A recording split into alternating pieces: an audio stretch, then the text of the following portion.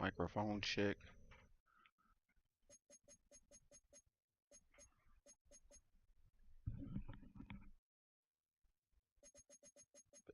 Everything.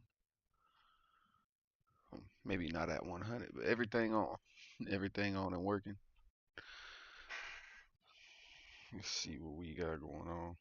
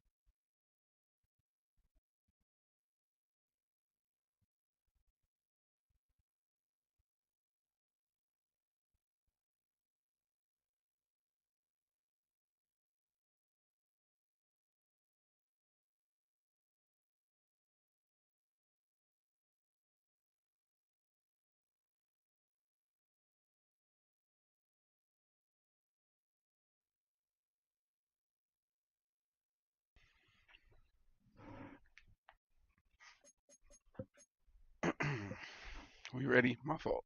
Let's take a little sip, take a little hit, and then let's get this shit started, y'all. Give me 1 second.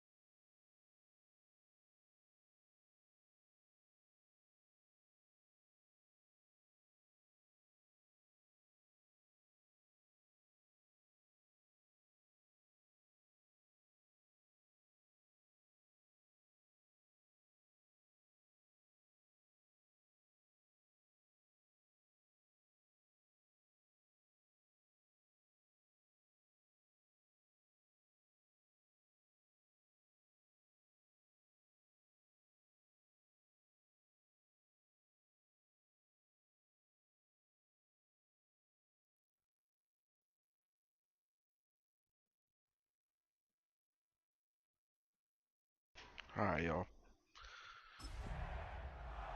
Yes, sir.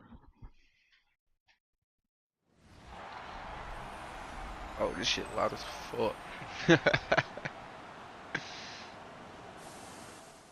let's bring that down just a little bit. I still had it on the. The Let's Play settings.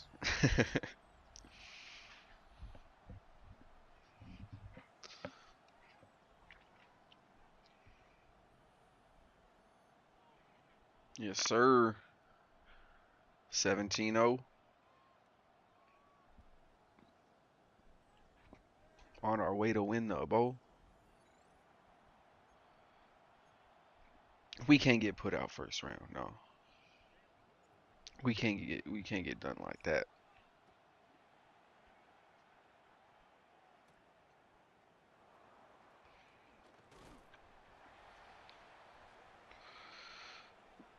But I got some notes today. Welcome in, y'all, to Ants Random Rants. I'm truly sure this is episode 90. It's your boy. It's me. A-N-T. Repping the game gang. Y'all know we don't play none of that. You a lame, you can't hang, and all of that. Bang, bang, and I'm back with another episode of Ants Random Rants. And let's kick it off. We had some playoff games happen technically last night, but a few hours ago. For the NBA, I mean hockey going on too. I think the Avs actually they still in the playoffs. They the Colorado team I really should have been rooting for this whole time.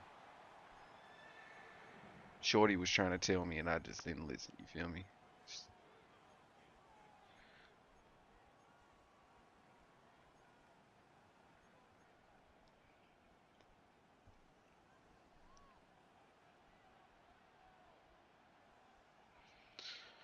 But we had some playoff games happen while I was gone too, so we're gonna talk about those before we talk about the games that happened tonight. The Knicks are up 2-0 against the 76ers. It's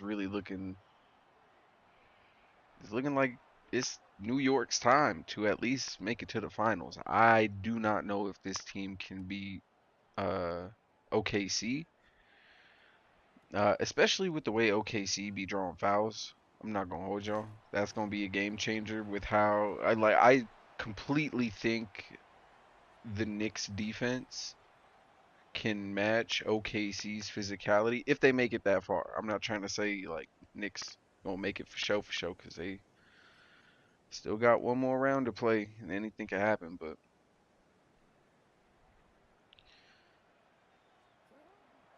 the Sixers team overachieved this year for show by getting it this far. Nobody really had them beating Boston. And rightfully so. I mean, Joel Embiid wasn't 100% healthy, but when Joel Embiid was out there, he dominated the Celtics. Dominated them.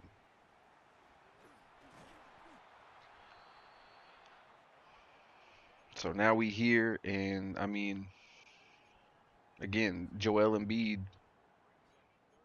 not healthy, at least not ever 100% as we know, but I think even if he was healthy, he's up there in age, and he would essentially maybe be playing the same amount of minutes.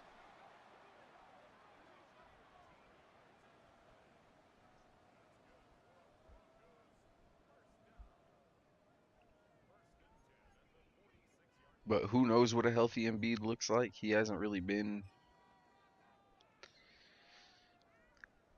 uh, healthy his entire NBA career. Oh, I kind of lobbed that up there for Waddle. That's on me. I gotta be more careful with that.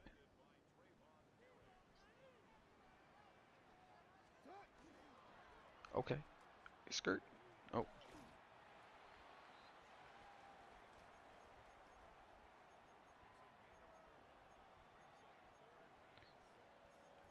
right. We gonna need a first down.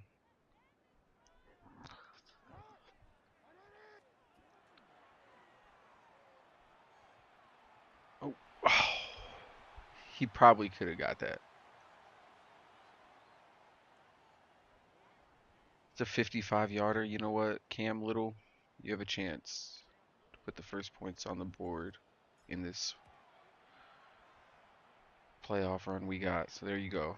There you go, kid.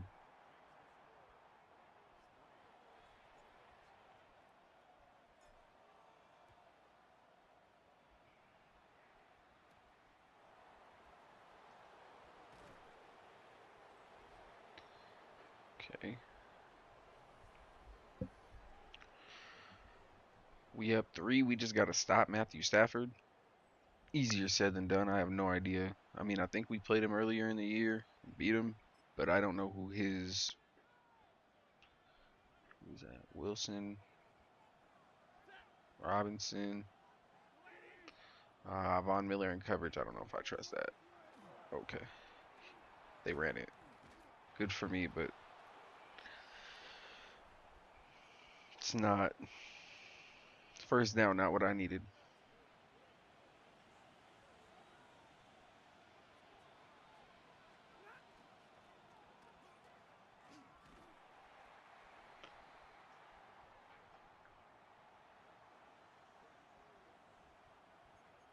Okay, all right.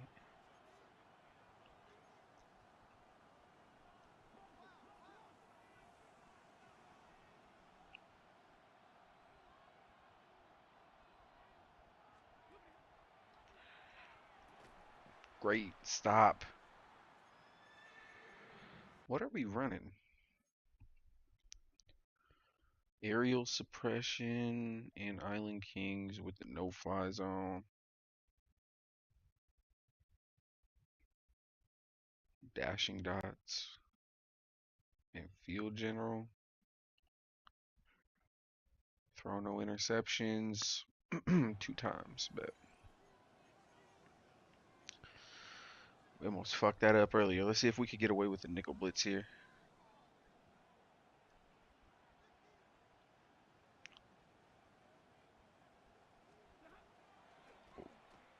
Oh,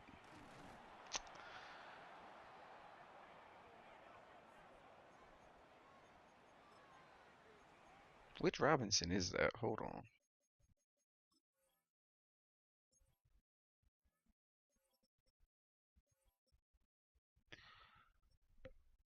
They got Robin. Okay, Garrett Wilson. I can.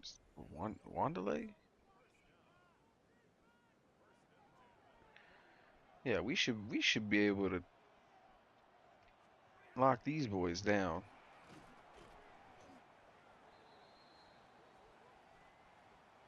We should definitely be able to just 1v1 them.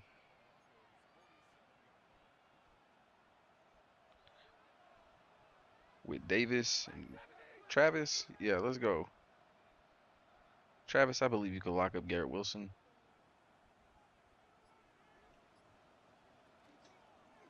Oh, he didn't need to, cause oh, alrighty then. Quay Walker bringing that motherfucking thunder, boy. Hey, hey.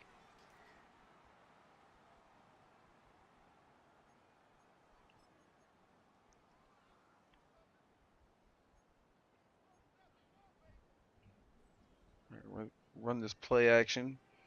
Off to a great start.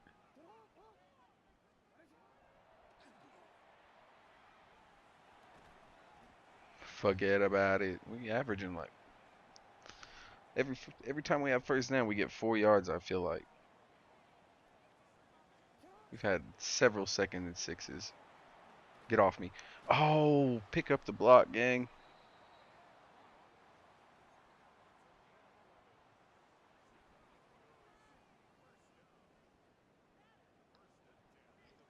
We running away from that X factor. We'll call that. Oh shit. Damn, C-Mac. Go crazy then. Alright.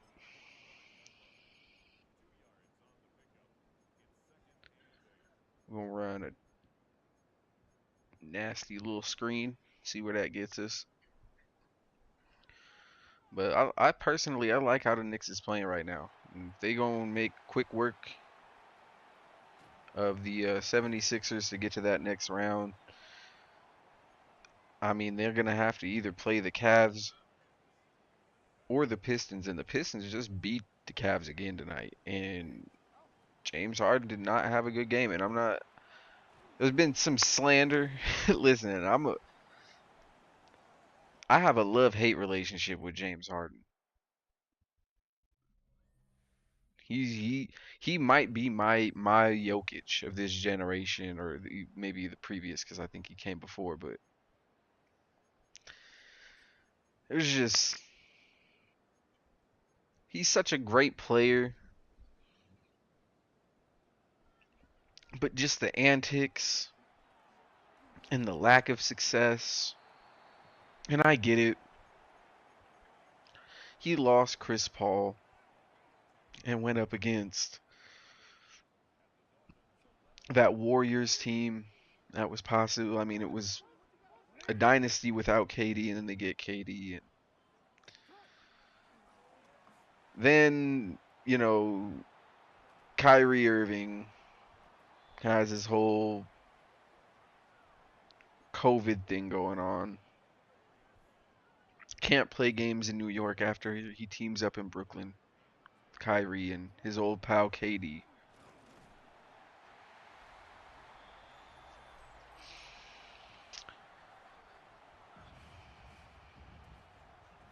And then he joins the Cavs, and Cavs was whooping ass. And I don't know if the Magic beat the Pistons, if this looks any better. Just saying. All that I was giving the Magic a whole lot of grief. I thought the Hornets should have been in the playoffs instead of them, but the Magic beat them. And the Magic proved that they deserve to be there by taking the number 1 seed 7 games. They got some questions to answer about Paolo Banchero and where he stands on that team, and I mean they just traded all that capital and shit away for Desmond Bain just to end up in the same exact spot they were last year in the play-in. So yeah, they got some shit on their plate right now that the Magic have to answer, and then they're definitely gonna get, if they haven't, they've fired their coach already, so they're gonna have a new coach next season. They got their own problems in the Magic,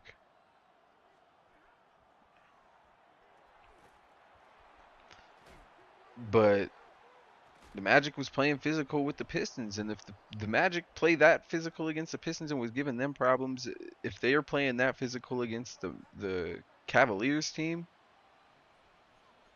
do we get the same results right now? Or do they steal a game at home in Cleveland against the Cavs, or away? Excuse me.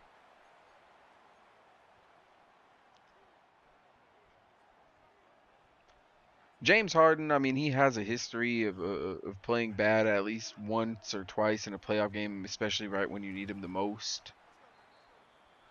Tonight, maybe they didn't need him the most. I mean, Donovan Mitchell put up 31. They lost by like 10. Harden 0 for 4 from 3. Just didn't have it going. But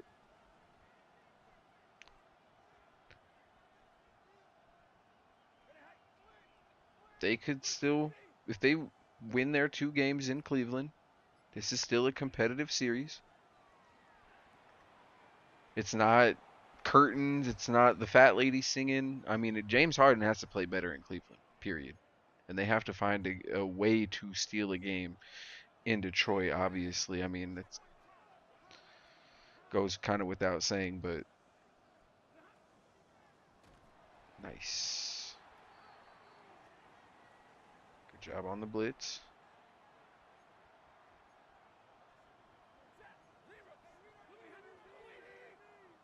Fuck yeah. Oh! Untouched.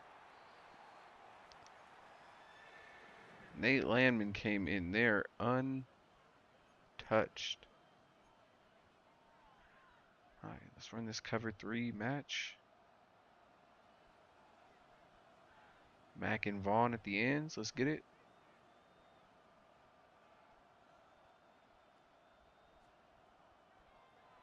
Oh, ooh, shit.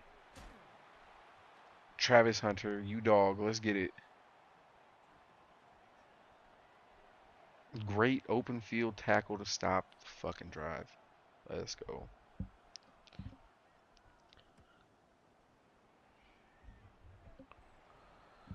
We could go into this half with a 17-point lead.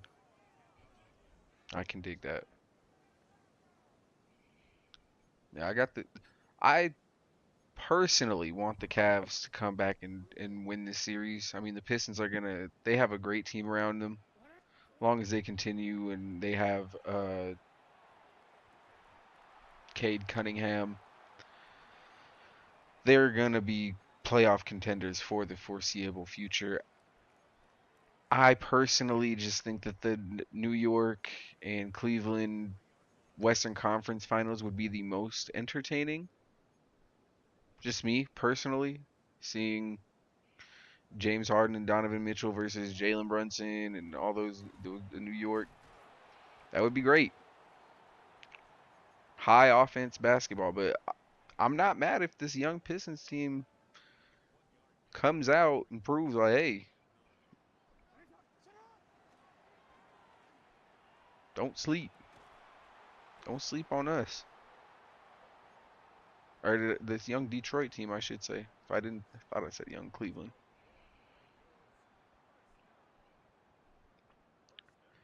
So the East is looking like to me. I mean, even though the both series are 2-0, it just looks a lot better on the Knicks' behalf than it does on the Pistons. Just because I feel like the Knicks are the higher seed. Sixers aren't really slated to win that series, whereas like the Pistons, yeah, they're 2-0, but man, let James Harden and Donovan Mitchell each go off for 40, and they got it going in one night, like not really shit you could do against that, but they've been knocking Donovan Mitchell off his spot in game 1. They affected James Harden in his game in game 2. They steal a game up in Cleveland, y'all. It's gonna be a scary sight.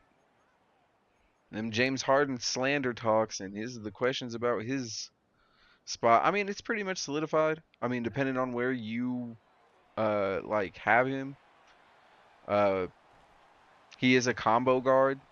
So some people have him top 4 shooting guards all time after uh Wade, Kobe, and Jordan. Oh my goodness. If Xavier Worthy just shoots out that gap. All right. We're at the 36. Let's run the flying fish. Where are the favorites at? 2nd and 4.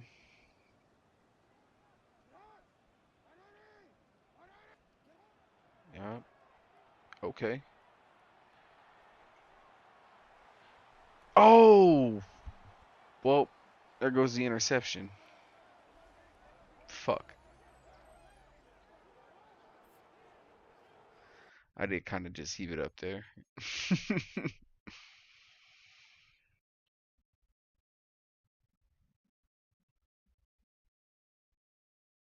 Oh. Thought Waddle could kind of steal the positioning, but great awareness from the safety. Great awareness. That's all I gotta say.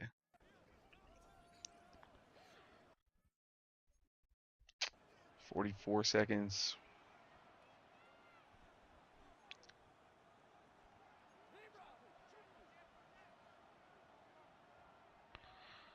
Watch the check down. Oh, I swear I pressed the triangle button. Swear. You see me pressing it. Oh shit. Oh, Okay. Y'all don't think I'm gonna run that same play? We just gotta be a little more accurate with the sound. Maybe not. I know a little something, something though. Get us going.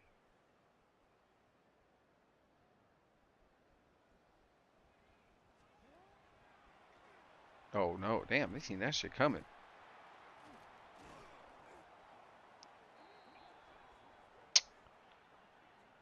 All right, well,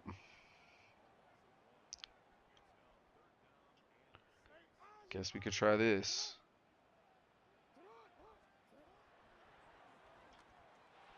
Oh my goodness.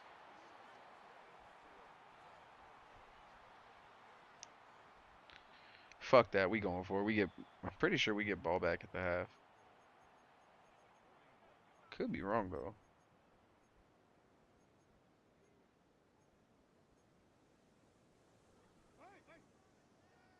Fuck it though. Oh, Ricky. All you had to do was come down with it. They not scoring in 16 seconds.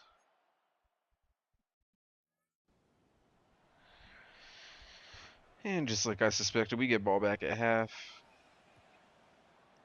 We up 10. We could really just kind of milk the second half clock because, I mean, they've been stopping us. I ain't going to hold them like they not, but it's really more of my follies than anything. But I uncovered the East pretty much.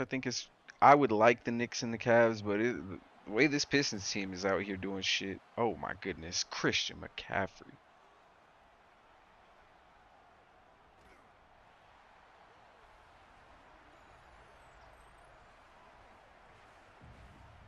Yes, sir. Standing on business. I was gonna try and high step, but bro slowed down. I don't know what he was doing.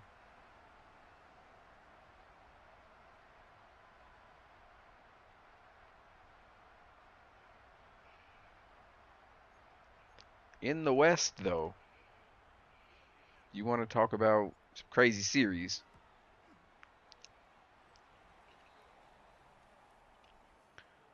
The Wolves are 1-1 on the Spurs.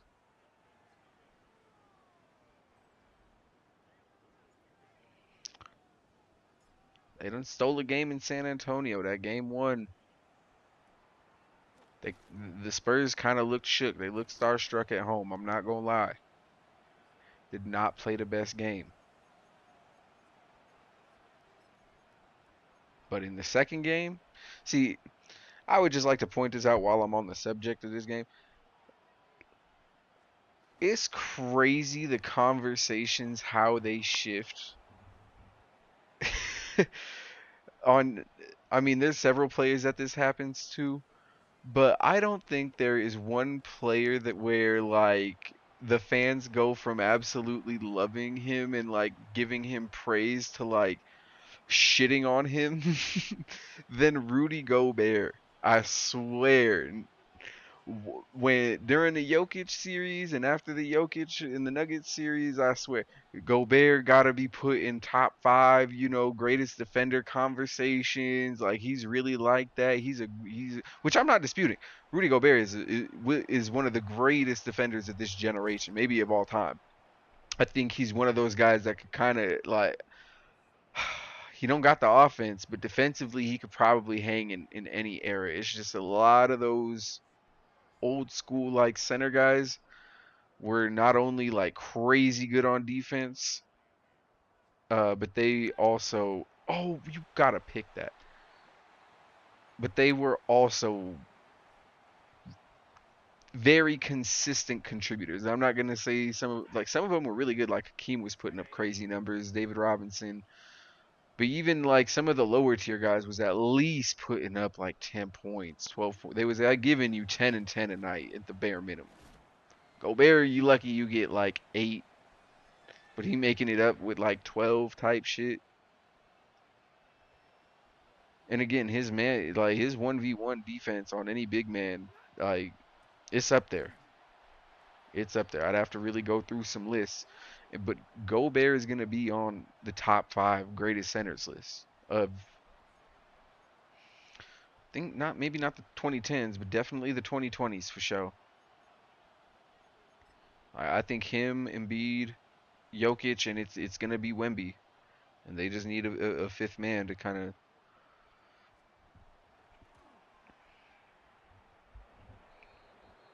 get up there. We'll talk about that fifth man maybe later on, but by later on I mean if he ever emerges. I don't have one off the top of my head. Maybe Chet. Chet plays the four too, so there's arguments against him. Jalen Duren needs to do something. I mean, he's kind of picking it up in this series. He's kind of showing that he can be physical, and he's kind of warming up to the bright lights of the playoffs. But get off me! Oh my goodness, Christian McCaffrey's going crazy at home. He's going crazy, y'all. Oh my goodness, plus 10 speed.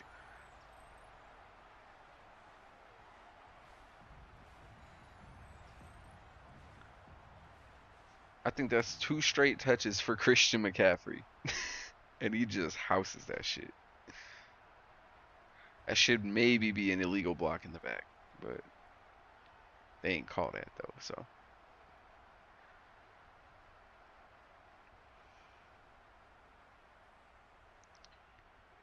we are big now.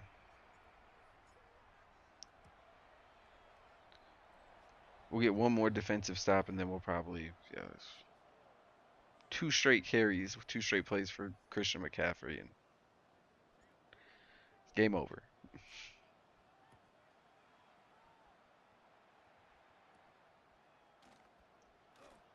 Oh my goodness.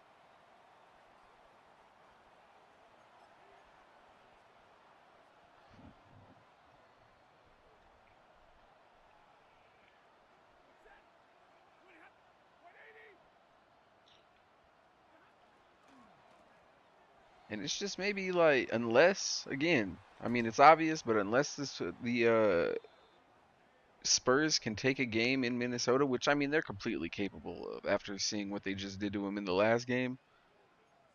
But if they can't, bro, the Wolves could win. They could steal this series from the Spurs, from this young Spurs team, and give Wembenyama his first like welcome to the league rook moment, I guess, or something. I don't know, but you could tell Wemby want this shit. Oh no, ain't no fucking way, bro. Quay Walker, what? Did he just take the man's soul and then take the ball out his hands before it even hit the fucking ground? Boom! Oh my goodness. Oh yes, the ball is in his possession.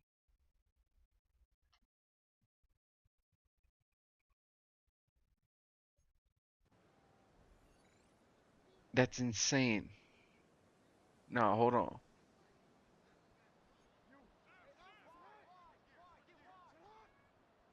Fuck it.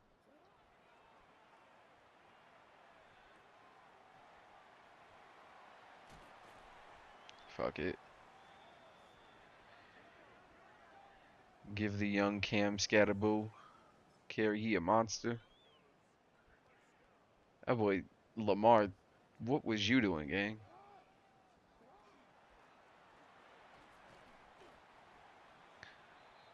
183 yards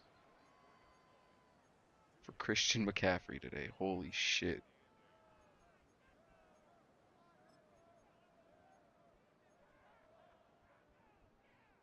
Okay.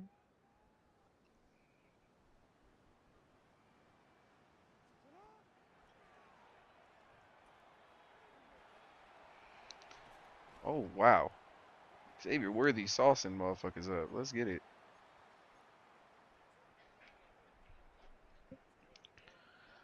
Yeah, the Wolves could potentially surprise everybody, but after Wemby made some adjustments against Gobert, yeah, man.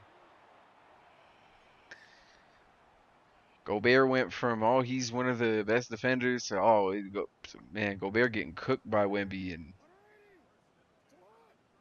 even before the Joker series, motherfuckers, he's the COVID guy.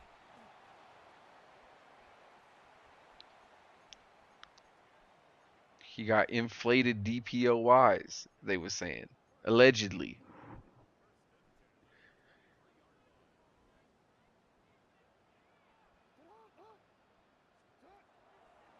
Oh.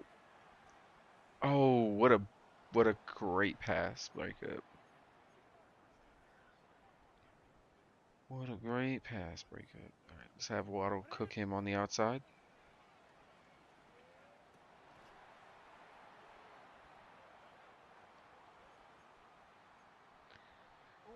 Then go. Damn, what kind of route is that? Oh, they. Why? Why you throw it like that?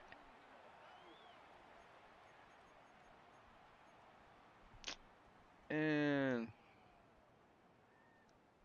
let's just get out of this quarter with a run. I don't know what the hell Lamar doing out here. Yes, sir. Yeah, let's get the ball to C-Mac, gang. What are we doing? I don't know. I don't know what the fuck that was.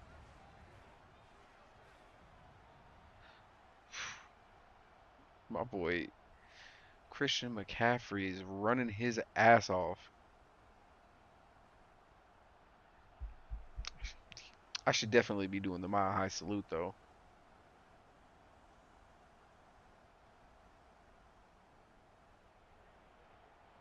Oh jeez, that's on me. Cam, I'm so sorry. Now we up.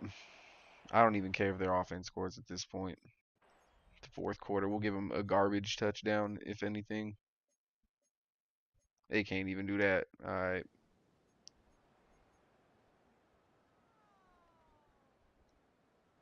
We just gonna let C-Mac keep running it, to be truthful. I mean, I would run it with Lamar, but when you got two fucking two runners like C-Mac and Cam Seattle, there's really no reason to risk Lamar like that.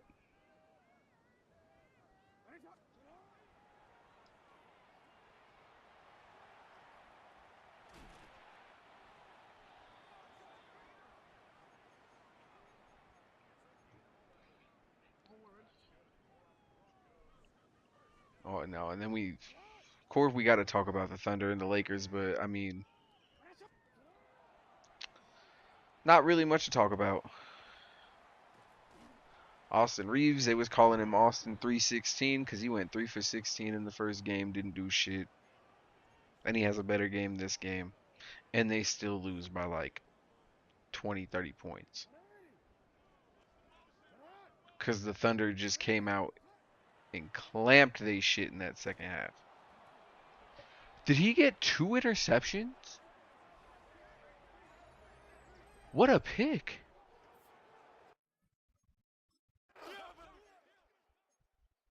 What a pick! Unfortunately, my defense is just locking y'all shit up today.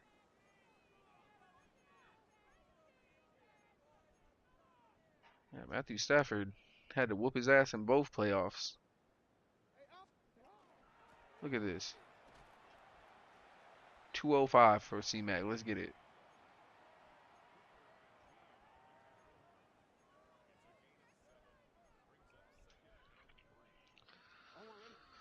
I'll take that.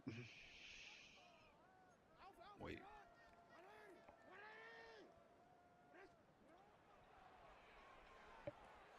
Okay. Oh, and he's blocking too.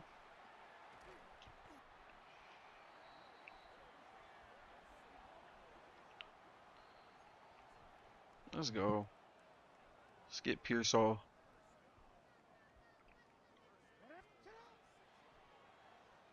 in the end zone.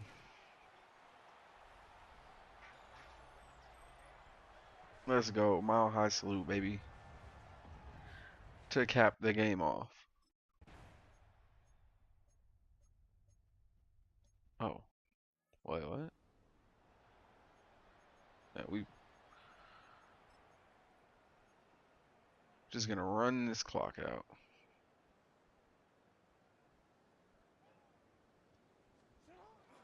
Oh my goodness. Don't let me get to running those plays. Holy shit. They have a fullback toss.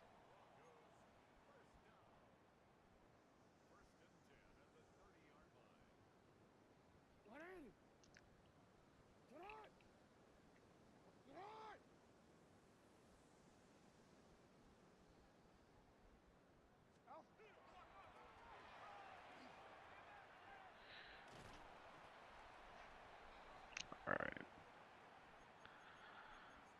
Called his last QB kneel. And we go into, I believe, the AFC Championship game.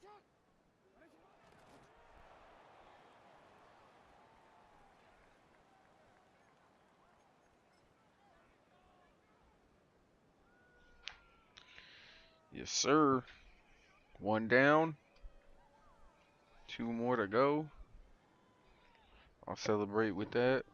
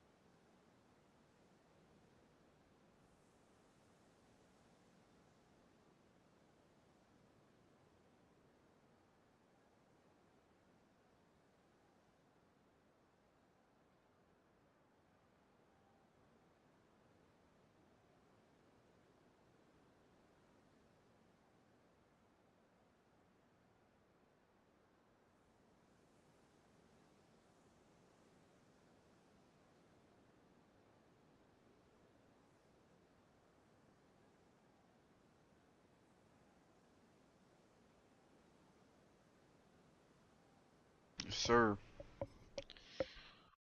Yeah, Thunder and Lakers is looking like the Thunder in four.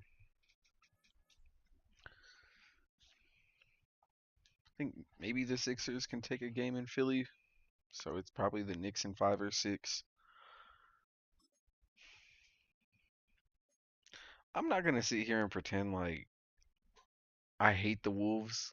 That's the motherland. I fuck with Minnesota, even though like they are. It sucks because they are Colorado's like rivals. At least the Nuggets and the Colorado Avalanche perspective.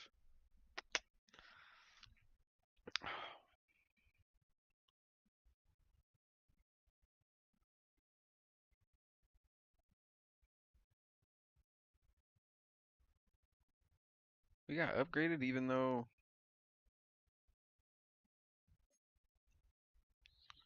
we definitely did not do that.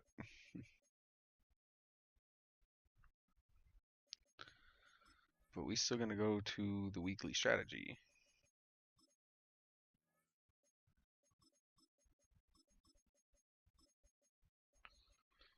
Get us the damn. See, no interceptions in a game is crazy.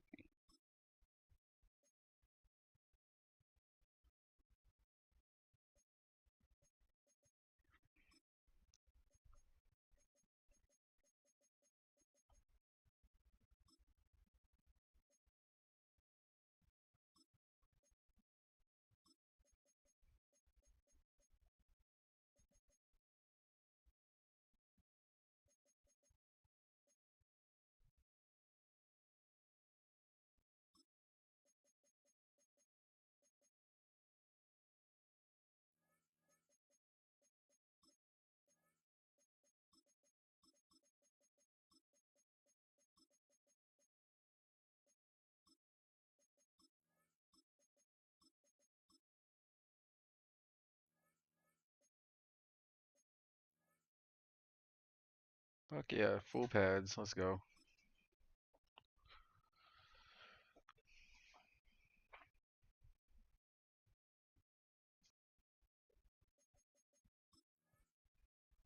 We gotta play the goddamn Bills. Now we making Cam Scatterbo the power back. We can still set a captain? Hold on. Who's not a captain?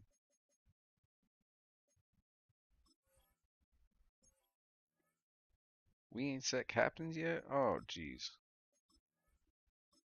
Yeah, Lamar, you. C-Mac definitely a captain. The hell?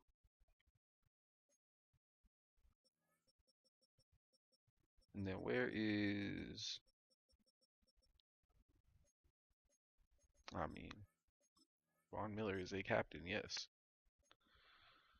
And so is. Oh,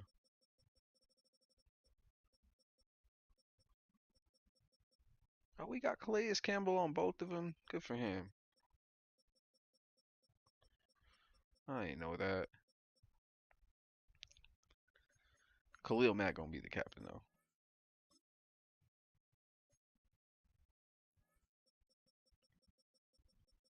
And then maybe if we got one more, I do fuck with Quay. Quay Walker has been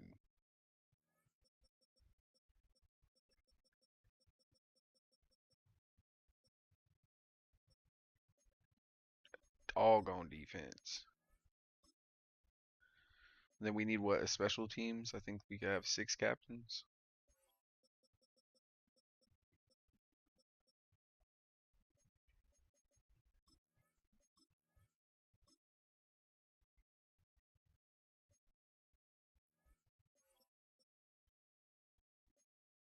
All right, bet. Yeah.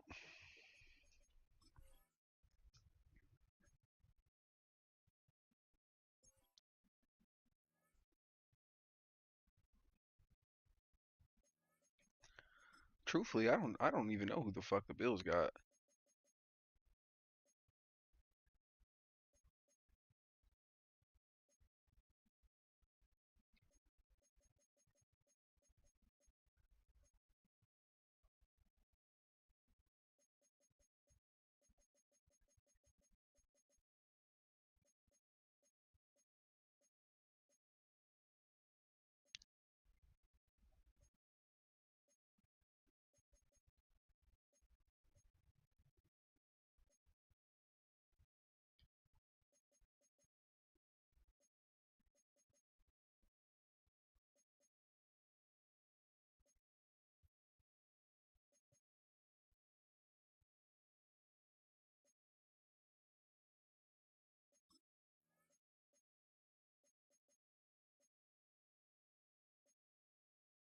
Wait, what is that? How did I not know about this? When did we get this?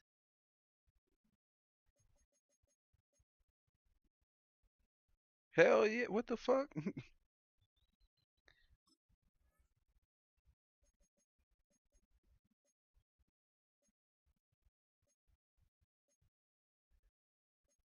Nah, where was that at? Hold on.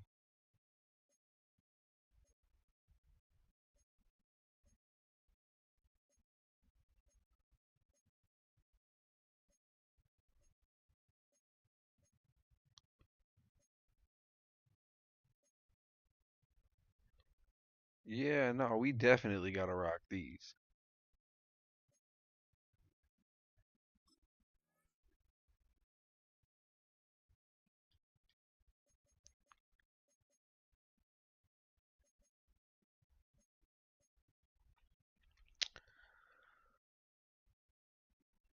I really want them to. That's this is cold, but I also the classic aways kind of go crazy too.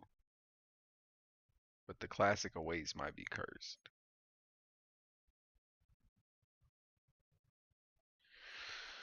Let's get it though. We got it. We gon' we gonna win this game and get to these these next topics. My fault.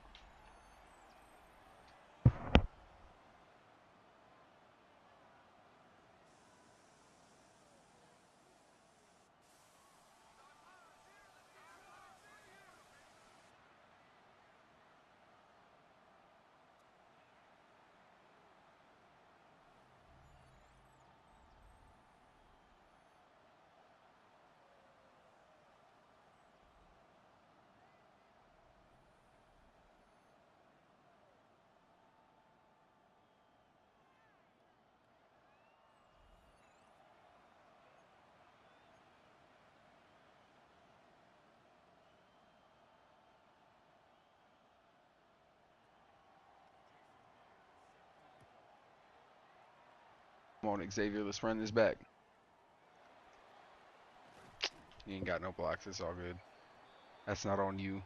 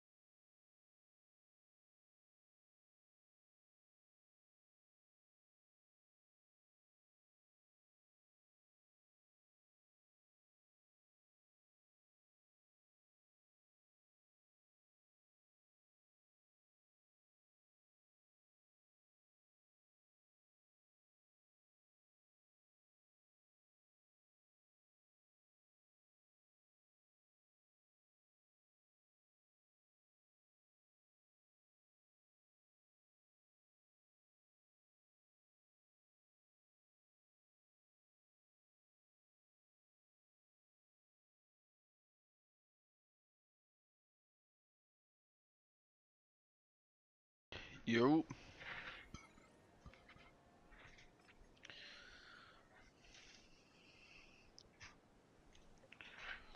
And all these playoffs is heating up. And even there be people who not even in the playoffs is heating up. I like I don't know what the fuck is going on with Jaylen Brown. Um,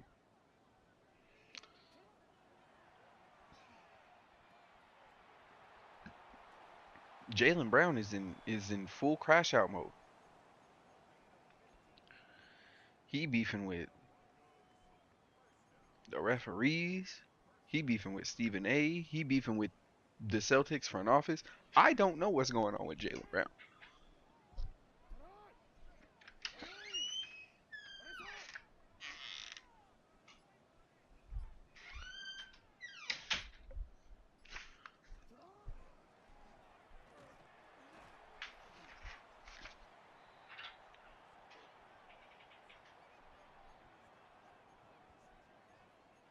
I would say he needs help, but I mean Jaylen Brown. I don't. If there's anybody, I mean I. It's not to say that he's infallible of having mental struggles, but if there's anybody that is smart enough to know what they're doing, it's Jaylen Brown. Jaylen Brown ain't no dummy. I personally probably think he's just tired of the disrespect, and he is potentially his name has been brought up potentially to entice the Bucks to maybe get Giannis. Uh, I'm sure he feels somewhat slighted. Why wouldn't you be? Giannis kind of fits what the Celtics team is and can give them that scoring in the inside and the defense that they and the defense in the paint that they desperately need.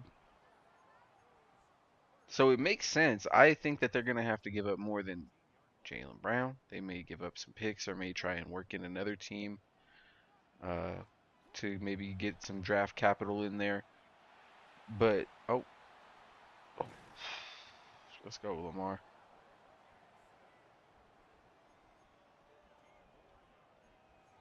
Okay.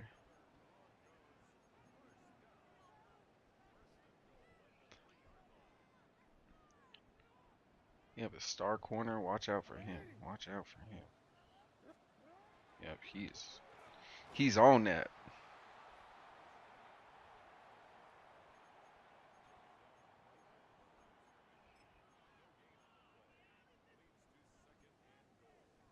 Let's just run with the dive. I think McCaffrey can get us in there.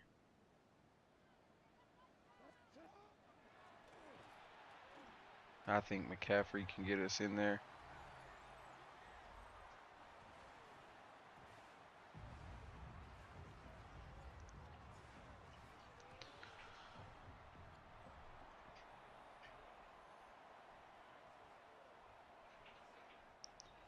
Yeah, Jaylen Brown immediately after losing the Celtics, or after losing the series against the Sixers and choking away a 3-1 lead, goes on a stream and starts criticizing the referees and the league and how games are officiated and this and that.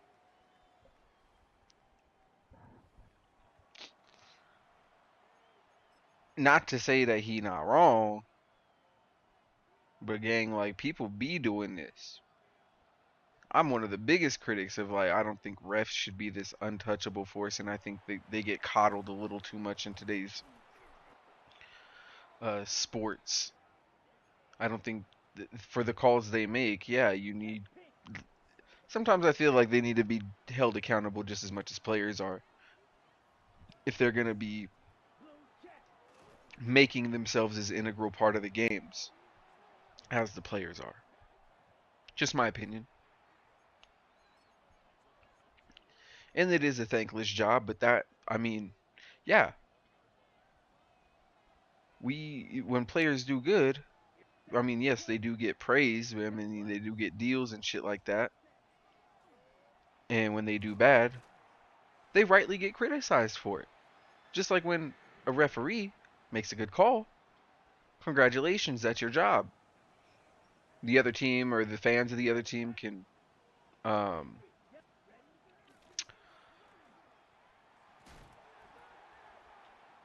hate the call or fight against the call. That's why they invented the challenges and they're prevalent in the NBA now. Because the refs aren't always right. But when they do make a good call, again, they should not receive any type of special praise for doing your fucking job that you're supposed to do. No, I think they should get praise like, uh, I'm a fucking Broncos fan, so Raiders fans is gonna hate this, but I don't give a fuck. When the NFL referees called the tuck rule, bro, to know the tuck rule, that shit hadn't been called since the 1950s or some shit like that. To have that knowledge in the forefront as a referee and know the rule book and it was the right call at the time. Eventually they changed the rules, just like they changed, the catch rule, or they changed the catch rule every other year. They changed pass interference rules all the time. But for the timing, the tuck rule was the right call. Now I hate the Raiders and the Patriots equally. I don't think that one call drastically changed the future of one franchise or another.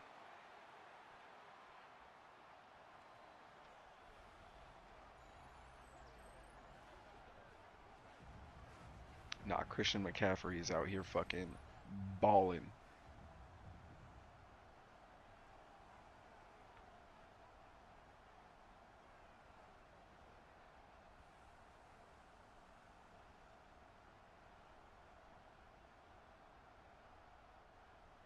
He out here balling.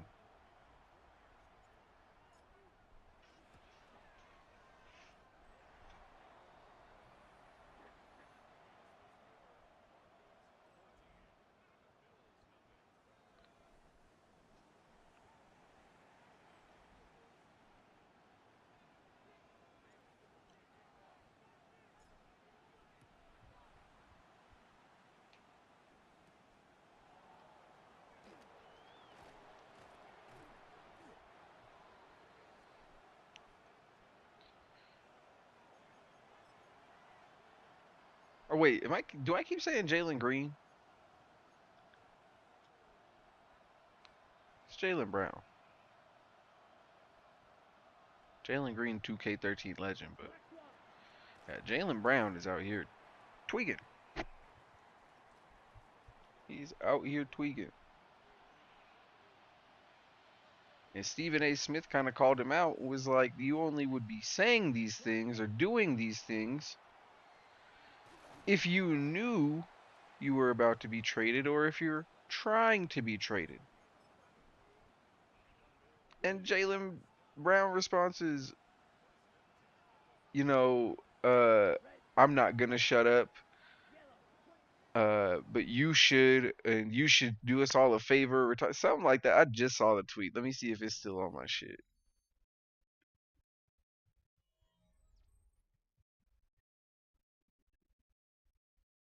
Damn, Donovan Mitchell crossed Tobias Harris out his hip and still lost the game. Tragic work. I ain't gonna hold you.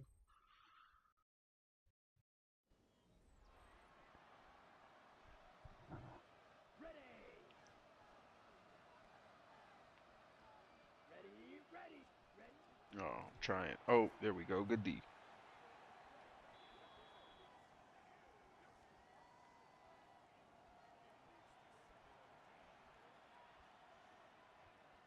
Yeah, I'll be quiet or stop streaming if you be quiet and retire. Let's give the people what they want. Oh man. Oh, Jalen Brown on a generational run. He know exactly what the fuck he doing. Stephen A. You can spar with a lot of these NBA athletes or athletes in general verbally or something. They may not have the media chops and the vernacular that you do. Bro, Jalen Brown, I don't know, man. I don't know if you want to go to fucking battle of wits with Jalen Brown, brother. I'm sorry. I don't think you want him on your cast, gang. I don't think you, Stephen A. I think you don't want to have a genuine intellectual conversation with Jalen Brown because I don't think you could. I think he would expose you.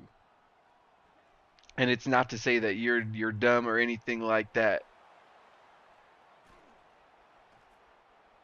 Not to say, not to try with and this is with all due respect, but there's levels, gang.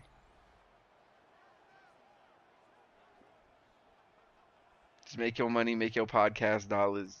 Leave Jalen Brown alone, gang. Think we, I think we all know what Jalen Brown is doing. Let him get it off, gang.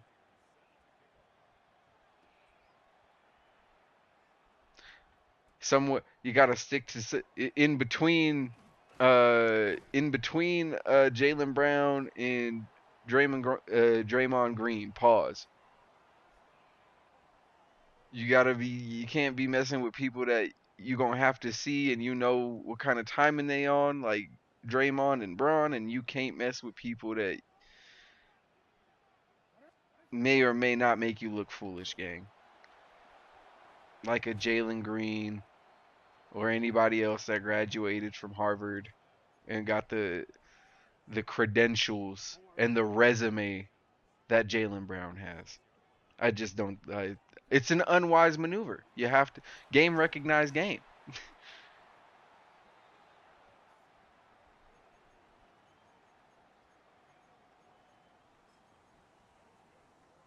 Don't Jalen Brown represent himself? Or am I tweaking? Let me look that up.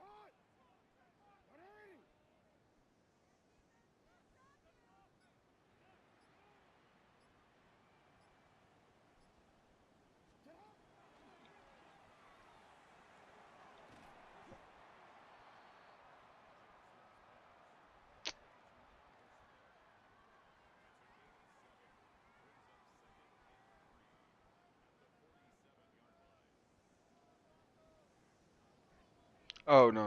Okay, no, he has an agent. Who the fuck represents himself?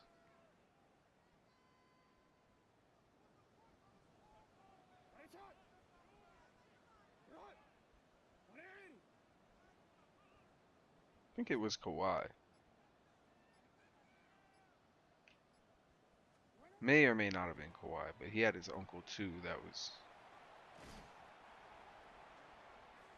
no. I. You know what? It was Richard Sherman. That's who I'm thinking of. Random, random. But Richard Sherman also. A Harvard graduate. Also, someone that didn't make Stephen A. Smith look stupid. Boy, oh boy, I'm not the biggest Richard Sherman fan, but he cooked Skip. He definitely cooked Skip in a legendary segment. Skip ain't never gonna live that down. He can do whatever he want. That clip will live in history.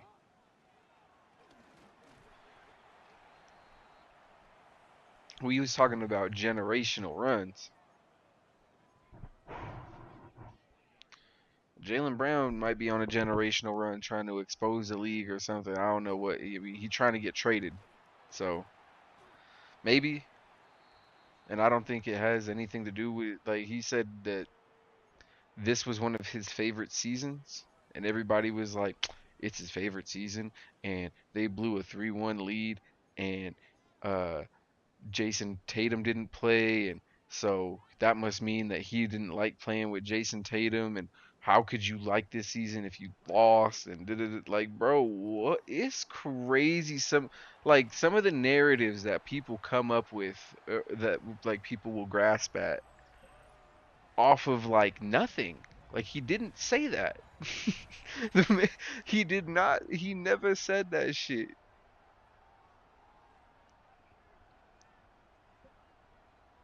He said this was his favorite or one of his favorite seasons.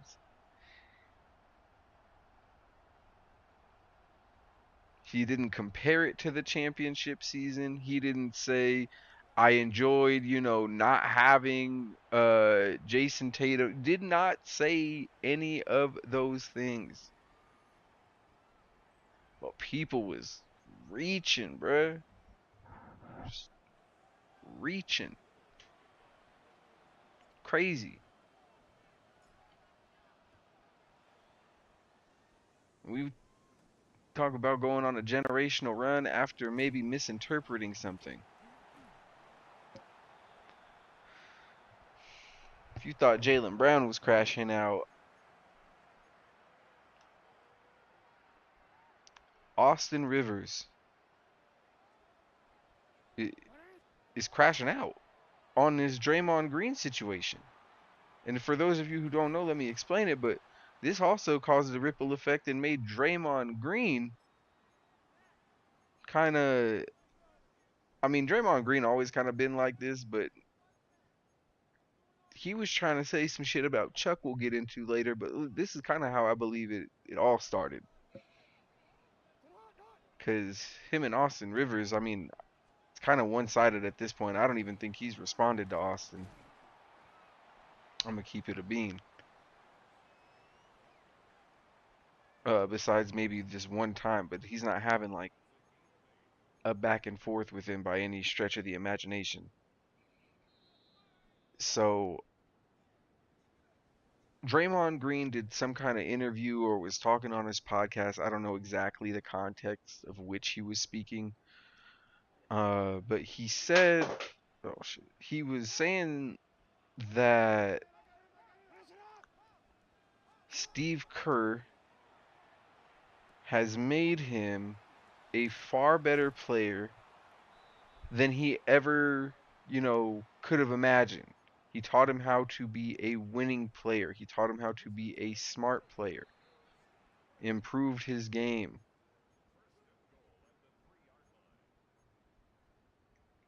And was just overall a great coach. But he has also, in some ways, stifled his production because there are no plays in the Warriors yearbook. There's no plays in the Warriors playbook for Draymond Green. There's nothing drawn up for him specifically. There's no handoffs. There's no threes or middies drawn up for him specifically. He kind of just has to get his points where he can. Not really asked to score. I don't know why he would admit something like that, personally. It was very honest of him to, which is fine. Um, but this has also been a criticism of him,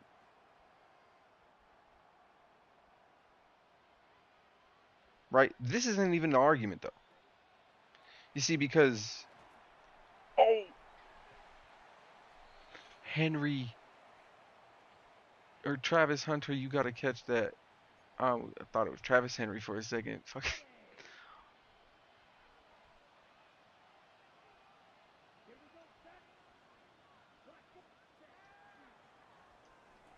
Oh shit. Okay. They out here.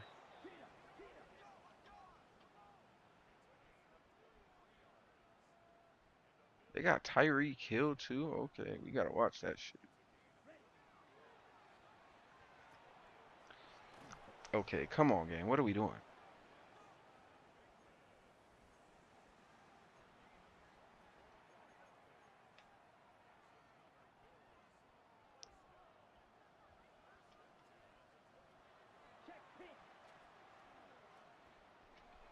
Hmm.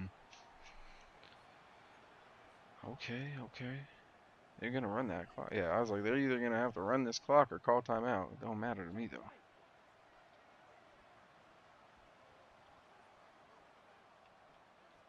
Oh, nope, nope. Quarterback spy. Quarterback spy. Oh, Travis Hunter pick. Oh, no way. No way. Okay. Well, we almost. Should we?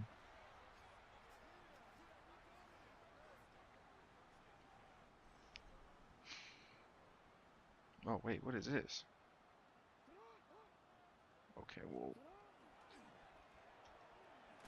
yeah, I did not want to call that, so that's fine.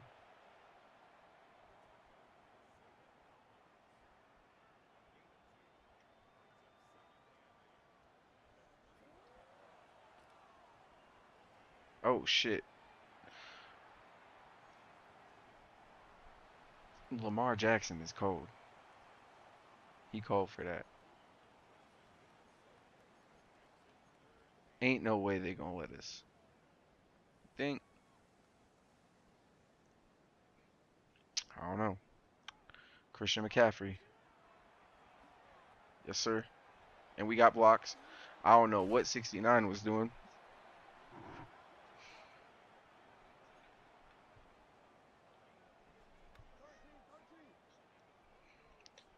So he was praising Steve Kerr for making him a better coach. Keep this in mind though, that is not Draymond Green's original coach. If I'm not mistaken, Draymond Green was there for at least a year or two during the Mark Jackson era. I swear. But Steve Kerr actually had inserted him into the role of, hey, we're going to give you some minutes. You're one of the better defensive guys. You know, we're going to give you a chance. And he showed up, showed out. And listen, if we are giving MVPs out to players in the finals, Iggy, for defending LeBron James and holding him to, I don't know, X amount of PAR or whatever, even though he was still leading the series probably in all categories. Draymond Green probably deserves some of that, a piece of that MVP. Just my opinion. And that this is coming from someone who doesn't think highly of Draymond Green. But if that's the games that the NBA wants to play, Draymond, so I've heard him be in talks of a top 10 defender. I don't know about that. All time? Like for his position?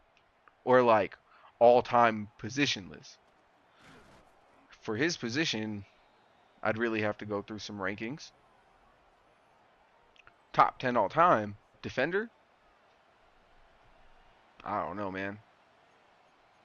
Just off top, you got like Hakeem, Bill, Gary Payton. You got Mike. Uh, you got Joe Dumers. Uh, some would argue, some would put Sidney Moncrief. Ben Wallace. Rasheed Wallace.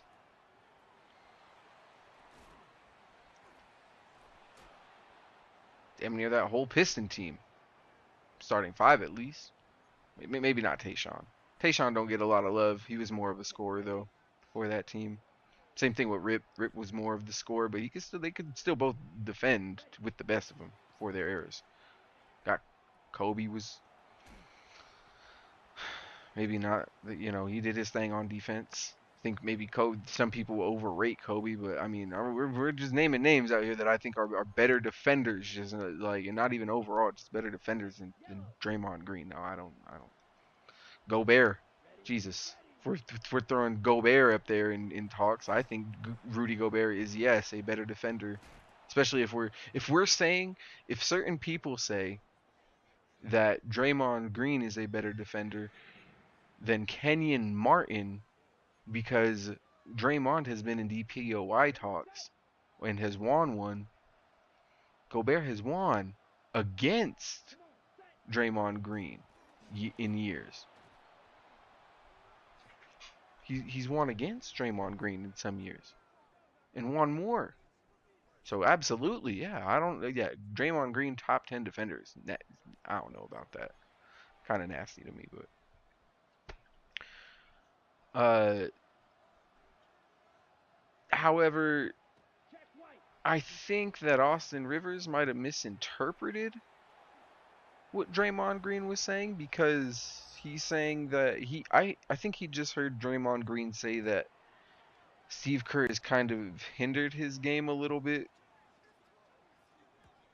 but I think he meant it in like an endearing manner, if you will. Like, he's hindered my game for the better. He's taken less. He's cut. I feel like Steve Kerr. He was saying that Steve Kerr was kind of cutting the fat off of some of his game. You don't need to take as many shots. You don't need to be an offensive engine. You just need to kind of run the offense. You just, I'm not gonna sit there and call him a game manager because there's a negative connotation to that. I also don't think that he's just a game manager. I think that Draymond makes very smart passes.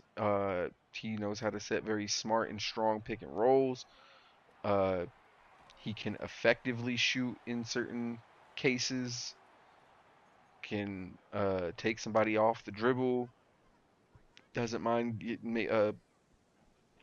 finishing physically at the rim.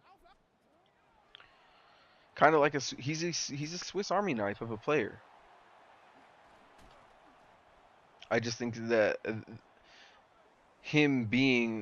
there's talks of him being better than Clay and more important to the Warriors dynasty than Clay, and I don't agree with that. Uh, and people be like, well, if anybody could do what Draymond did, then why can't they do it? Nobody got put with two of the greatest shooters of all time like Draymond Green did. And I'll admit, yeah, there's not a lot of players that I think have the court vision that Draymond Green for his size. When we're doing the Kenyon Martin discussion or whatever, I completely conceded the fact that Draymond was a far better passer than Kenyon. And I'm even willing to concede the point, or if the that Draymond and Kenyon's defense is a wash. I don't think either one clears either one. I don't think Kenyon is a far and away better defender than Dre, and I don't think that Dre washes Kenyon by any stretch of the imagination. And I even said it, if they had to play each other in any kind of like playoff or regular season, at some point, if they had to play each other in their eras, they probably wouldn't be playing for very long because both of them would be ejected.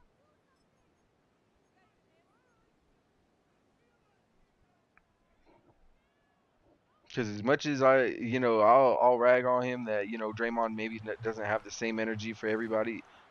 Draymond is not backing down by any means. Draymond done went toe to toe with some giants, putting Rudy Gobert in hell, in the fucking the Brock lock type shit. My boy was out here. He was doing low blows. My boy out here doing WWE moves and shit to people. Do I think he could have done that to everybody? Or, I mean, he could do it in this era because for all intents and it is a little bit of a softer era. But he don't be doing that to everybody. He don't be trying to, like I said, he don't be trying to play with beef stew like that.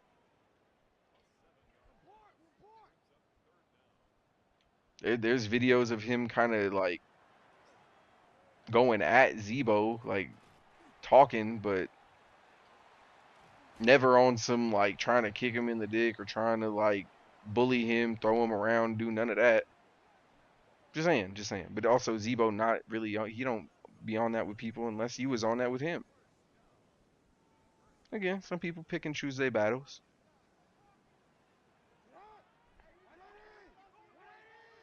But again, some of the disrespect be OD on Draymond Green's and what he really meant. I don't think he meant the most. Especially if you throw KD, like I said, if you throw KD in that mix, he's probably the fourth most important person in that uh, dynasty. Oh my goodness, Christian McCaffrey don't like being tackled in this game, and I love it.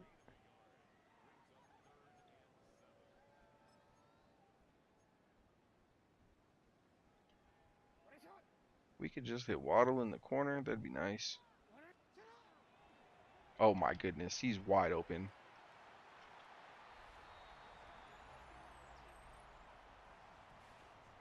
Yeah, we kind of definitely need to score here. Wait, do we still have the power? Yeah. Oh wait.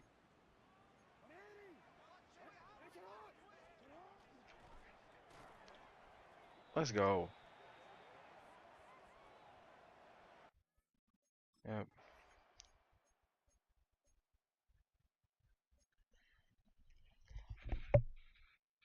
Oh shit. My light going off. Hate that shit.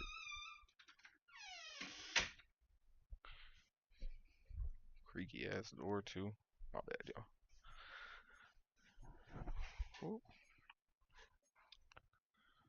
Nah, ain't no way. They keeping up with us.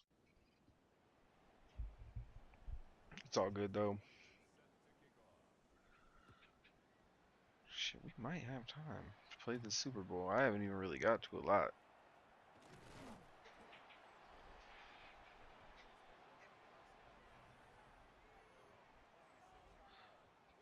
We might could win a Super Bowl here in Denver. Here tonight, y'all. While I got on all my Jets gear. Oh, yeah, Scataboo.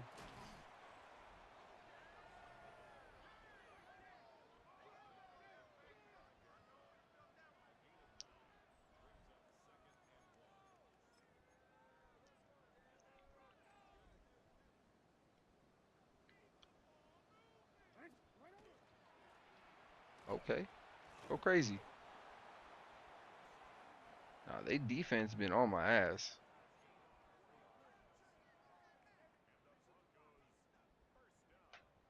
They keep bringing these safeties up though. It might cost them. Oh yeah. Oh, I swear to goodness gracious and great balls of fire that I pressed the fucking catch button.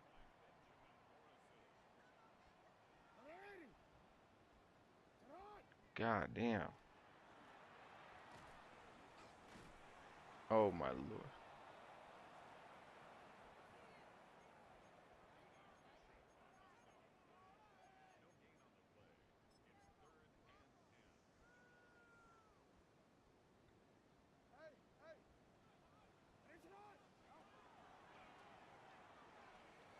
Oh my. Jalen Waddle on the outside going crazy. And Lamar out here. Let's go. Alright, let's.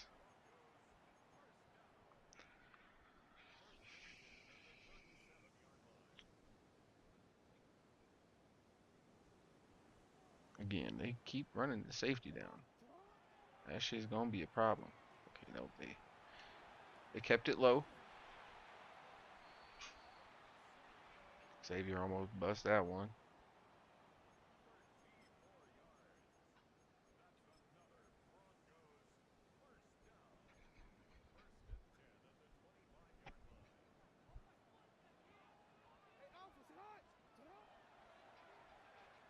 Oh my goodness. Lamar, take it across field and score, baby.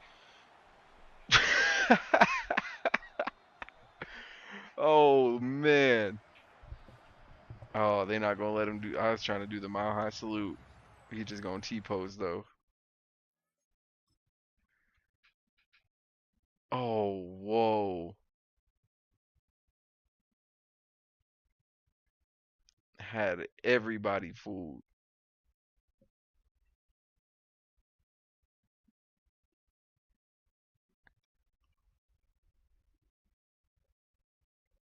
I mean, they knew to play the pass, but Lamar got that vision, baby. Let's get it. Way to close out. Way to close out this fucking game.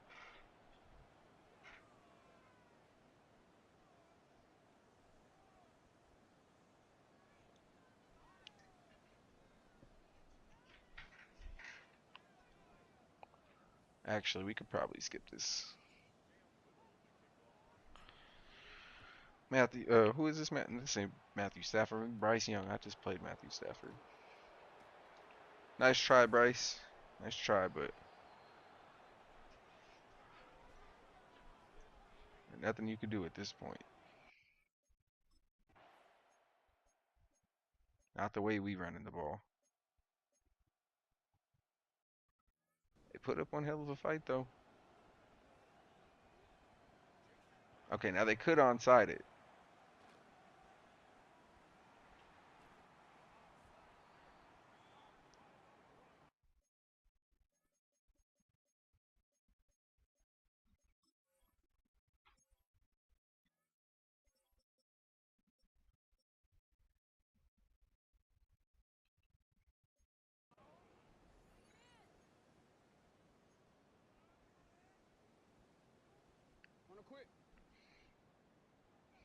Hit him with the crack toss. Oh, this is a scatterboo. God damn. Oh, and they're starting to call their timeouts. Okay.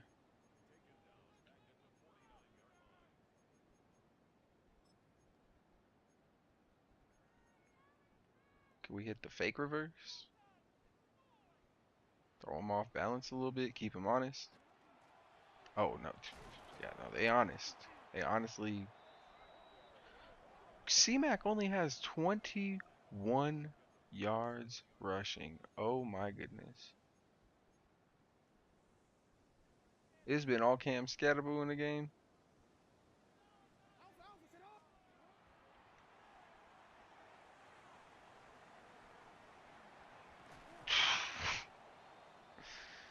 My boy C-Mac said, nah, let me take off real quick. Alright, we'll hit this 45er. Oh, shit. Oh, fuck. I tried.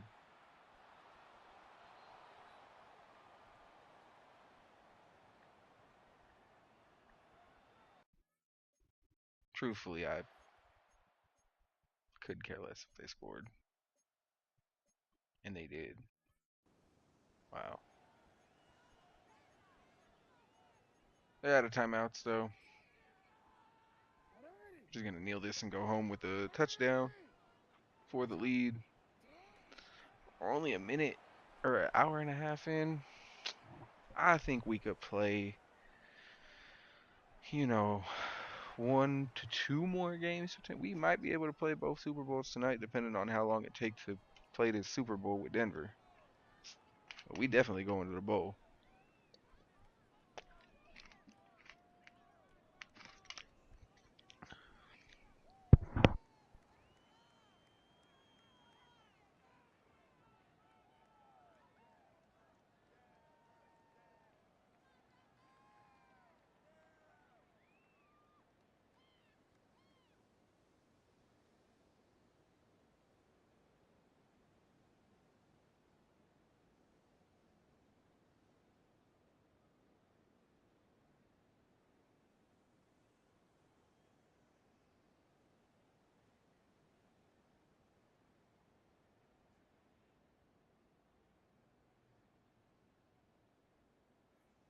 One thing I don't subscribe to though is this notion that Austin Rivers kind of brought up that Draymond Green is lucky. Now I do believe that uh, it does take some luck to win a championship. I don't know how much, but before out here sounding like it's 10% luck, 20% skill type shit, before I sound like that dumb shit, it definitely does take some luck to win a championship. But saying a whole player's career is based on luck is fucking crazy, or that they're the luckiest player in NBA history. Okay, well then fucking Tom Brady's the luckiest player in NFL history. You know what the fuck are we talking about? Like, doesn't mean he wasn't great, even if he was, or not. Doesn't mean he's not the goat in certain cases, or has arguments for it.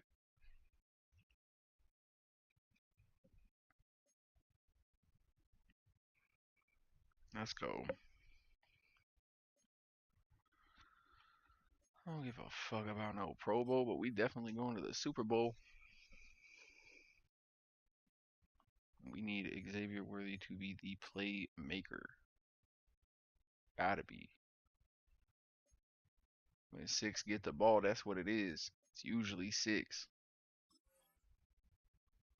And we gotta play the Saints. Oh Lord. Player recognition.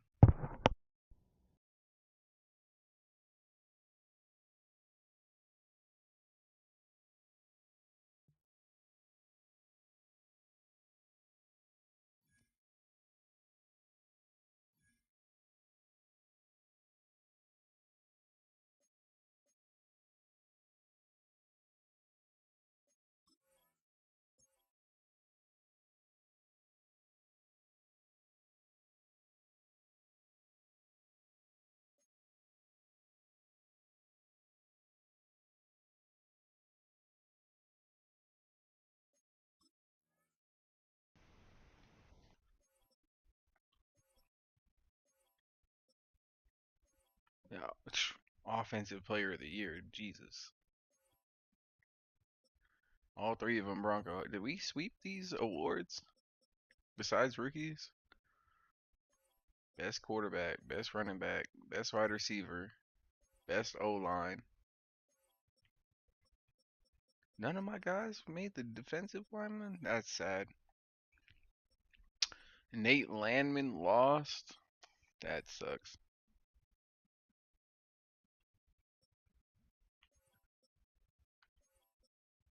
We almost swept it, but we out here. C-Mac won OPOY. I mean, he deserved that shit. Yo, him or Jalen Waddle. Yes, sir. Let's go to this fucking Super Bowl, y'all. Oh yeah, we need a weekly strategy going in, huh?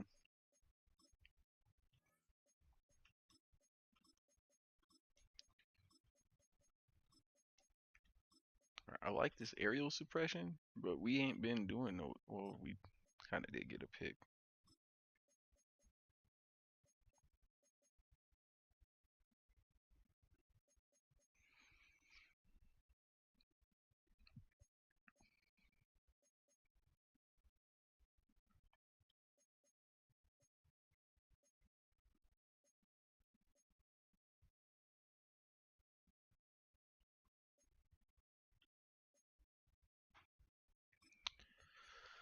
Fuck it, we gonna win with 4. Hopefully Vaughn or somebody like Vaughn or Khalil has a big game on early downs. Okay.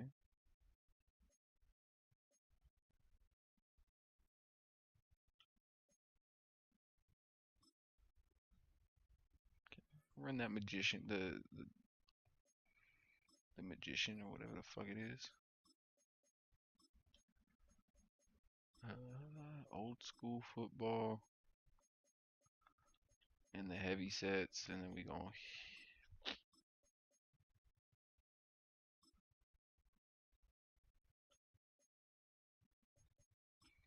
hit them at the line play sheet. Let's get it.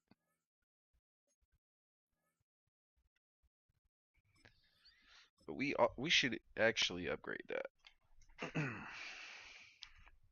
while we at it. And we could upgrade players. Yep. And we making sure we stack. We ain't having no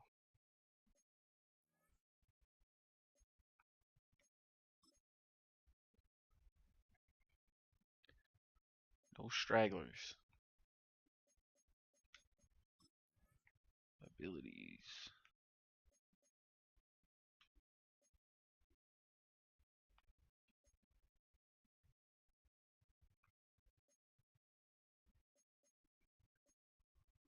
Play sheets. There we go.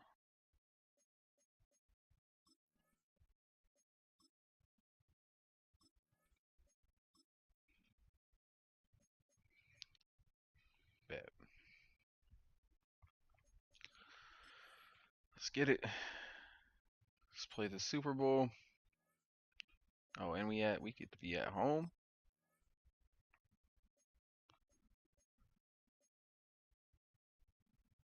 Oh fuck.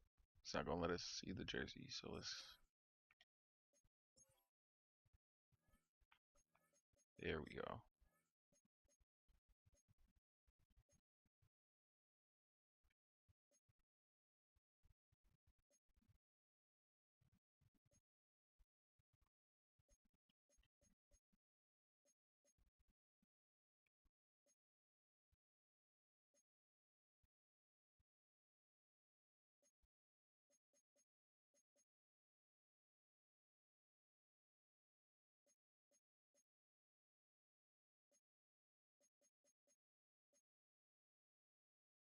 Yeah. Yeah, we definitely going crazy in those. Saints.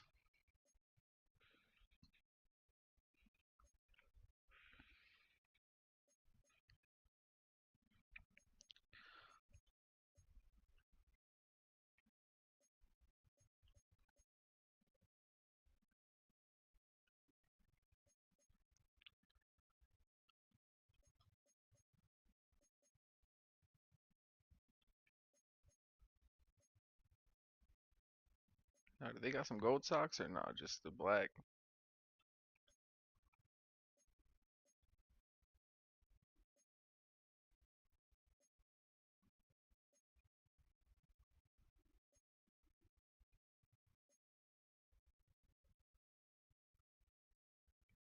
Fuck it.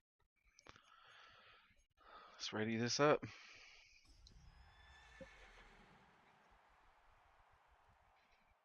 Let's go get these Super Bowls, baby.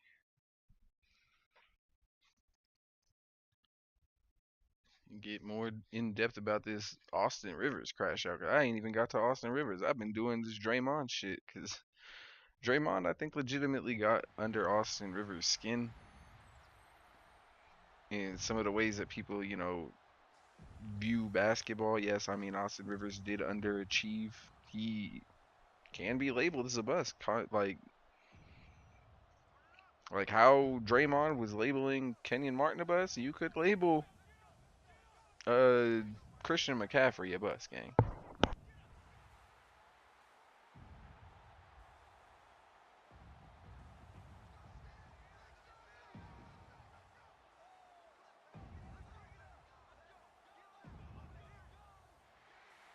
Oh yeah, these jerseys is nasty.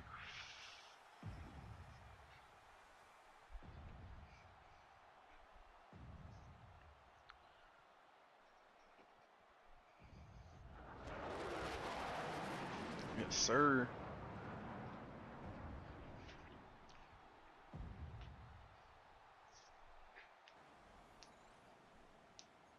Wait, why they got number 6 up front? He should be returning. Yeah, they put him back there. Let's go.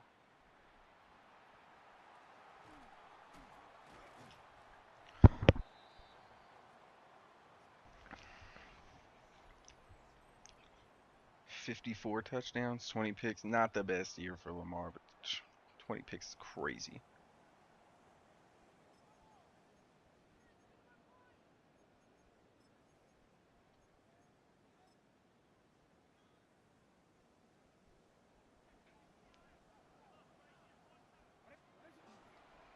Oh, yeah. Y'all better stop C-Mac. Hey, they better stop C-Mac. Yeah, I feel like Draymond should be overinflated. And yes, Austin Rivers can be considered a bust. I would consider him one. But that's not the whole conversation stems from Austin Rivers thinking that Draymond Green said that uh the coach Steve Kerr hindered Draymond Green's career. And before I really get into like all of the drama shit, this really all of this could have been solved with a phone call or a DM. This is legitimately just overblown at this point. But this shit got the NBA world in a chokehold, and it literally we got playoffs going on. This is like an off season story, brother.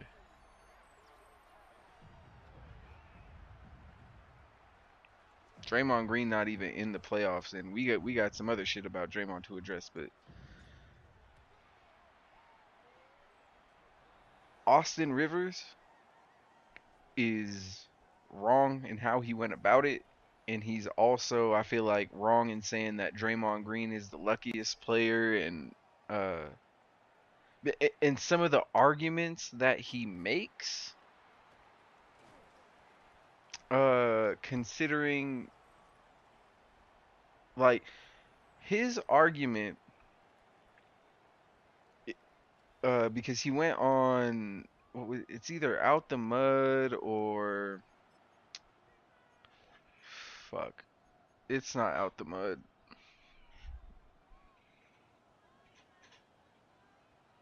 It's the Raymond Felton podcast.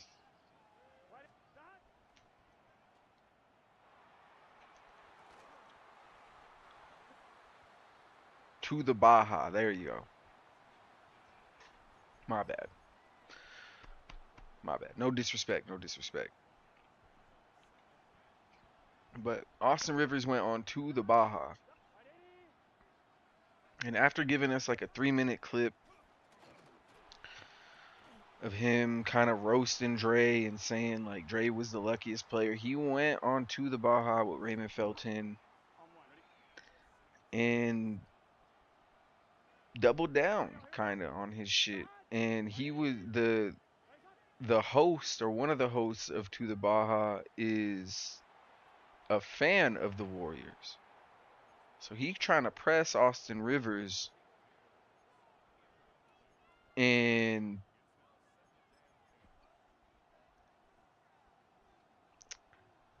Austin Rivers kind of pressed him back and was making valid points, but he was also like arguing on why Draymond Green is also so good.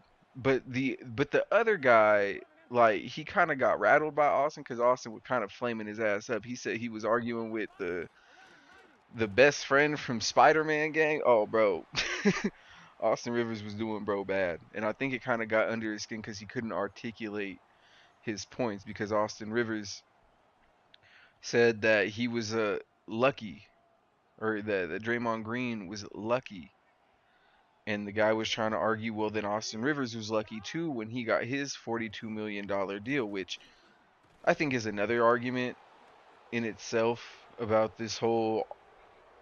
Yes, two things can be true at the same time, but I don't like how they go about it because I feel like Austin Rivers kind of gets talked down to, uh like, oh, you're a bust and the only reason why you got like a decent deal was because your dad was the coach of the Clippers and this and that. Yet, and maybe he didn't deserve that money, but we've seen a lot of players throughout history without their dads on the team get contracts they didn't deserve. I mean, we're seeing it right now with fucking Christian Brown.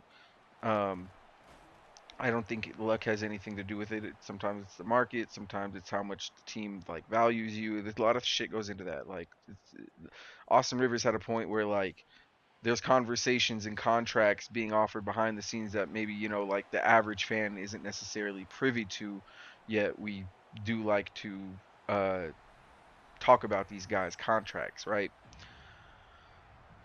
When they do get them, or if they overplay them or out or underplay them and all this and that. So, and how much money they make, or if they're robbing the league. And Paul Millsap robbing the Nuggets for years, in my opinion. But that's whole just an example.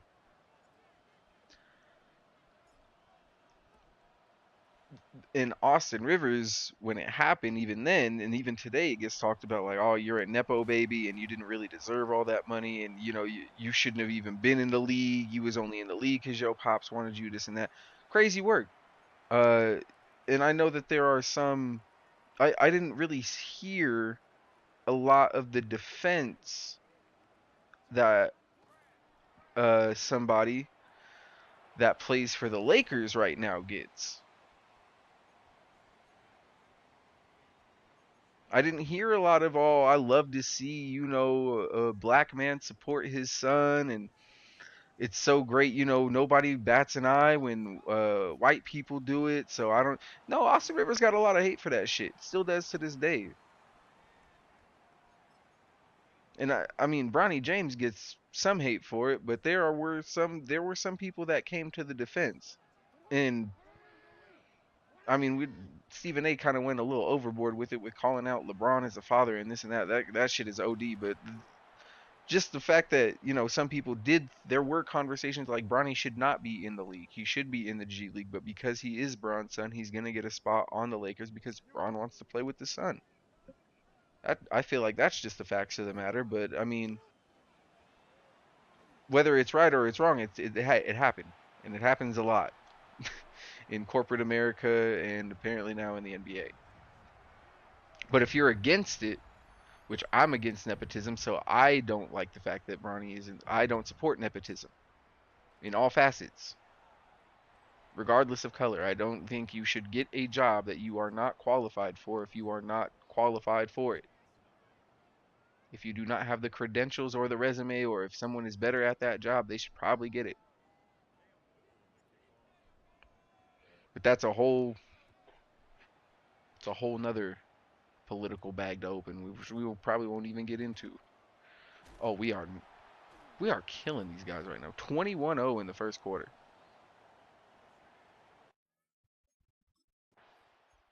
Like, we could sim this at this point. We could sim the offense because we comfortably ahead right now. And they get the tutty. Okay, cool. Make it a little interesting. Sheesh.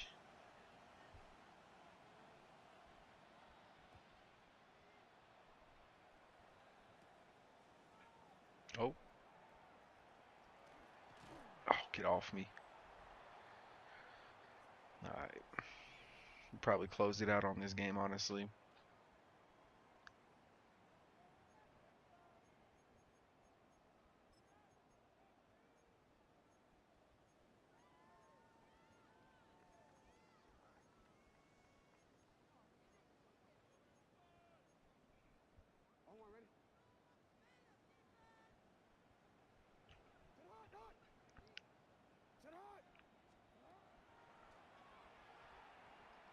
Oh, fuck.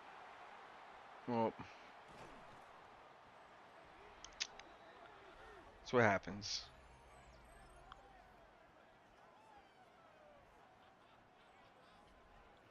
Now we got to get back here and play defense.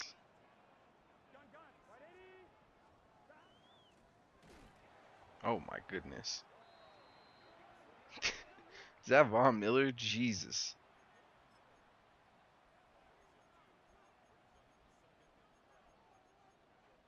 Hey, can we get some play sheets? Yeah. Oh my goodness, yeah. You got 5 coming? Sat his ass down. Let's go.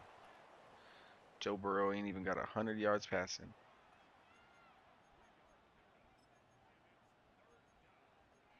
Truth be told, I don't really know who their wide receivers are. I haven't even been paying attention to that.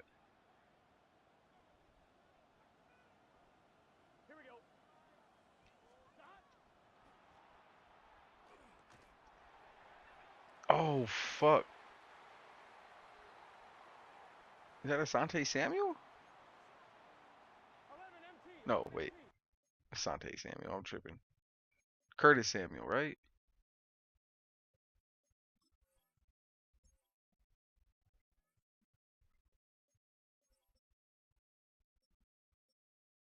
Darnell Watt. Oh, Debo Samuel and Malik Neighbors. Oh. Uh-huh.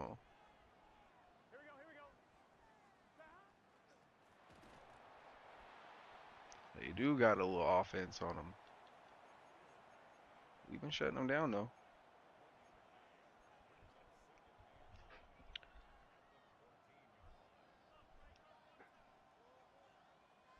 And so, yeah, I think that...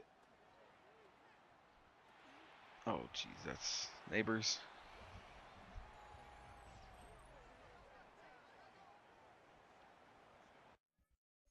Nice. Very nice.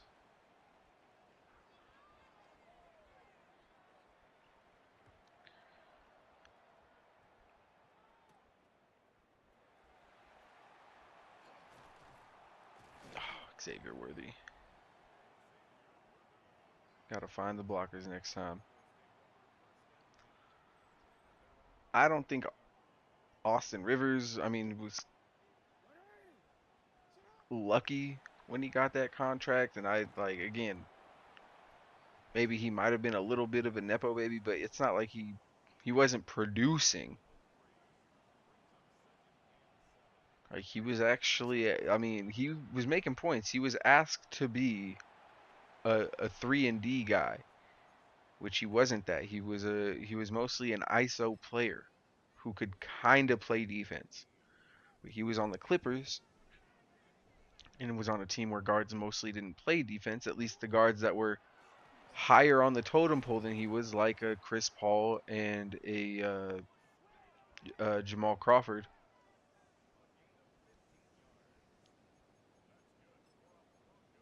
But yeah, he was tasked to be the defensive guy for the guards and guard the best guard on the other team. Doesn't mean he was a good defender by any stretch. But that's what he was paid to do, and he was on a playoff team, like he said. That's how he got paid. He was offered other contracts, like he said. So he was making valid points, but he was also making the point of, well, I was young. I was 20 something years old, and I was on a playoff team, and I was tasked to guard the best player on the other team. That's how I got paid. These are Austin Rivers' words. Now, who does that sound like to you?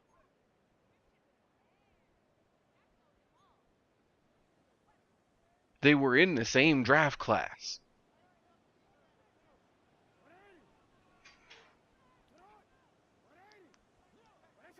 He's argue. He's. I was once told, and I don't know when. I was told at a young age, if you can argue enough to the point where you actually start arguing against themselves, that's actually something that I still have a problem with. I ain't gonna hold y'all. Y'all could probably still tell.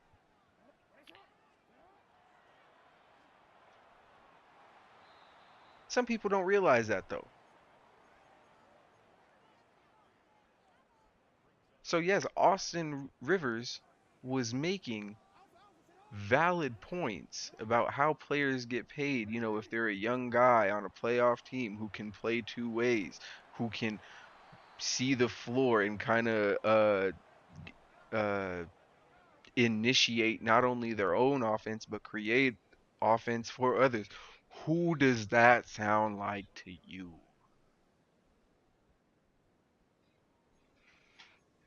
Come on, gang. But he's saying Draymond was lucky he got paid. You're describing Draymond. What are we talking about? You can call the other dude the Spider-Man's best friend and all that, bro. It don't like you're not seeing the point that you're making. You're arguing for Draymond Green at this point.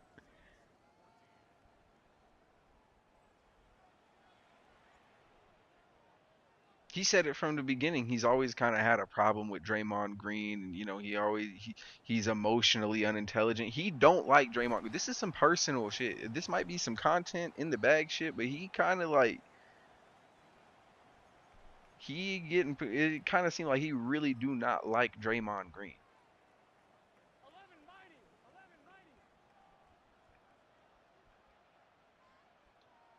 And it just it also doesn't make him. I'm gonna keep it a bean. He should have never brought up high school or college. It doesn't matter. It doesn't matter. You were the guy on your high school team. You were the guy in college. You know how many fucking guys can say that in the NBA?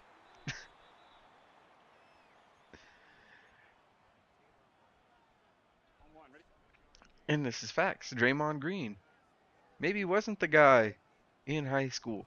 Maybe wasn't the guy in college. Wasn't even the guy in the NBA. But overall in the NBA, like high school and college stats and all that shit aside, brother, he had a better NBA career than you, and and this, you know, he admitted this. So I'll give that to him. He's not like completely blind to the fact that Draymond Green did have a better career than him. I don't think that's even like something he could necessarily argue. But you're arguing over you misinterpreting what Draymond said. And he's saying like, how dare Draymond Green, Steve Kerr made him such a better player. Draymond said that.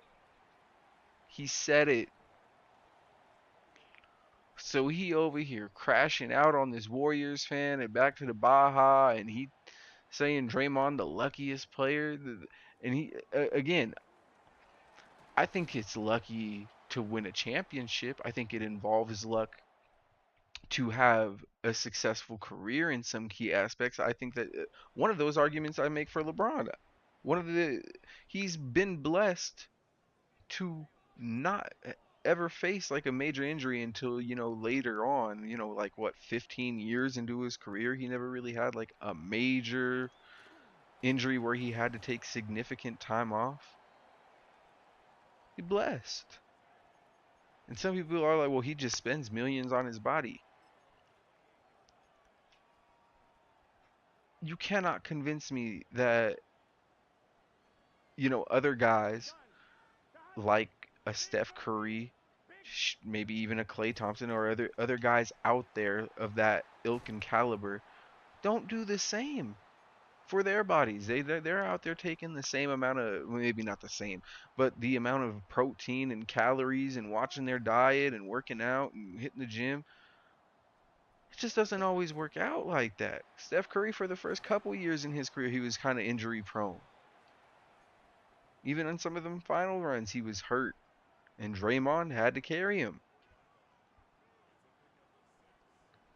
And by carry, yes, people call Draymond the backpack, bro. When it was just uh when Clay was hurt with that ACL and Curry was dealing with some ankle injuries and shit, bro, there was times Draymond stepped up in the playoffs. Like this rewriting of history or whatever that Draymond is this some kind of backpack. Uh, Draymond was putting in work in the playoffs when it was really necessary.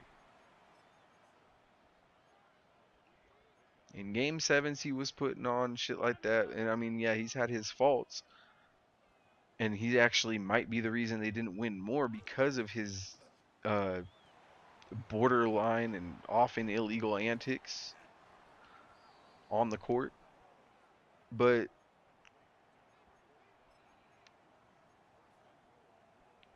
he's effective. Draymond Green again, he's somebody that you want on your team, but you would hate to like play against him. Bro, the Saints are out here right now. They are out.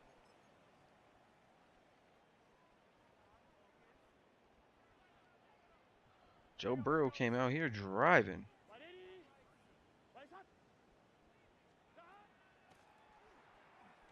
Not today, B. Not today. Let's go.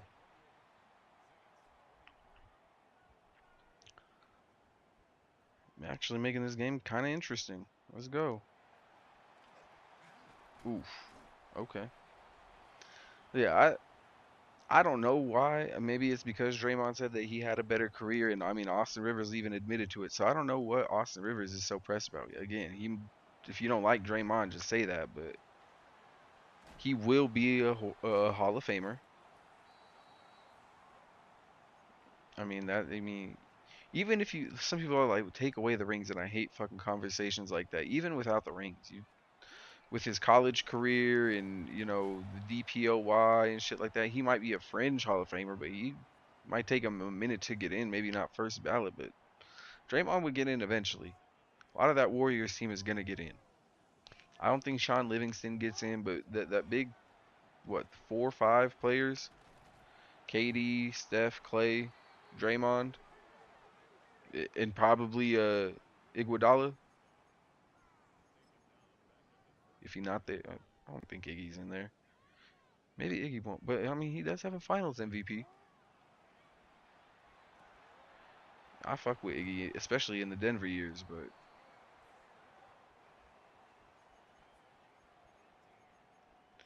yeah, this whole Draymond Green and Austin Rivers shit to me are just overblown. But everybody talking about it, so I figured I might as well shed a little bit of light, give my thoughts.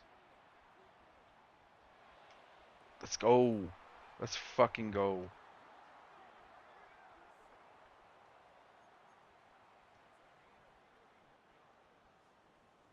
My boy Lamar, let's get it. Put us up in field goal range, and we're just gonna have. Oh my goodness, Scatterboo. Cut.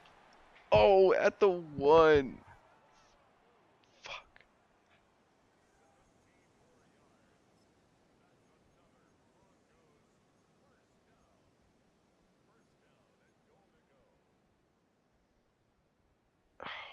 I don't know if we could fool him. I truly don't know.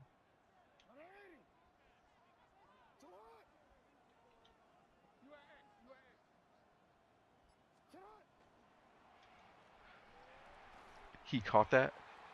Let's go. Jalen Waddle, a dog. He a dog, boy.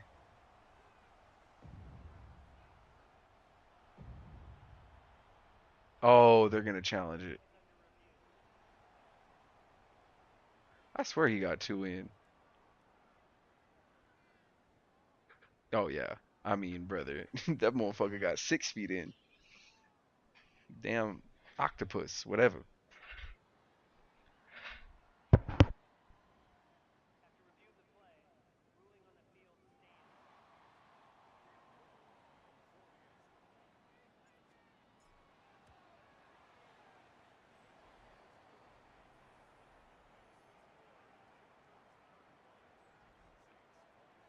Sir,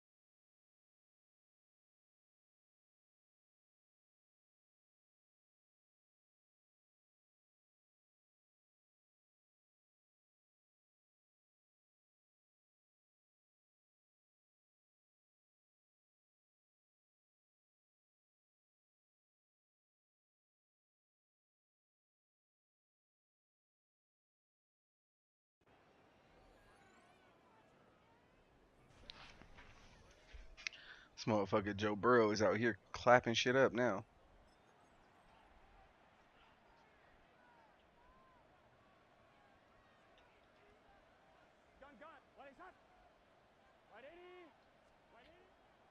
Oh, let's go.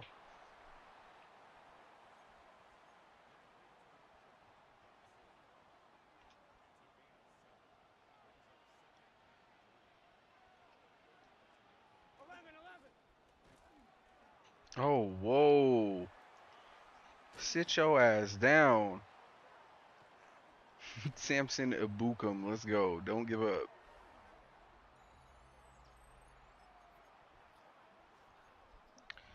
All right.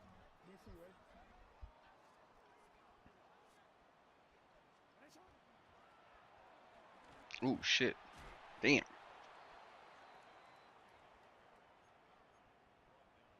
Okay, C-Mac.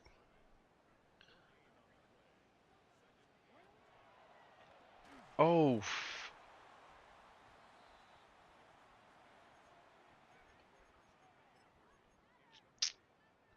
they got me on that one. Can we get him on this jet sweep? Yep.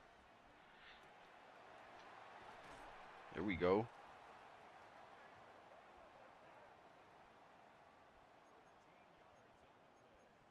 And we gonna run this ISO. Run that into the fourth quarter.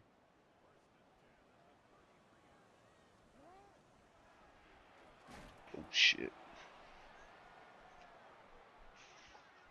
So before I go, wait, I had anything to say else? Oh yeah, before we get off this Draymond Green shit, I don't know if it was him beefing with Austin Rivers and kind of telling Austin Rivers he been a bum, and whether it was the Kenyon Martin beef where he called Kenyon Martin a bust and a bum. But now he's trying to do the same thing, it seemed like, to Charles Barkley. And it's cool when it's Shaq because of Shaq's accolades and who Shaq was and the relationship that Shaq and Charles have built. I know uh, Shaq and Dre have a pretty decent relationship too. It's not like they're strangers or nothing. But for Draymond Green, to get up there on whatever they call them, it's not on NBA on TNT no more, but whatever the fuck they be on the Amazon shit, and try to spin this narrative that, well, the goal is to not look like Charles Barkley in a Rockets uniform. And sure, it's no secret, Charles Barkley was never really in the best shape. I don't think you could say that for a lot of guys in the 90s, including Michael Jordan. Man was smoking cigars and drinking and gambling and shit on his off days and shit. Boy, don't get us started about what was going on with Dennis Rodman on his off days. So let's, a lot of things is going down in the 80s and 90s, especially the 80s. But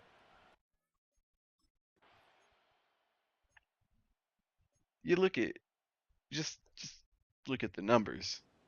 If the goal by Draymond Green's logic is to not look like Charles Barkley in the Rockets years,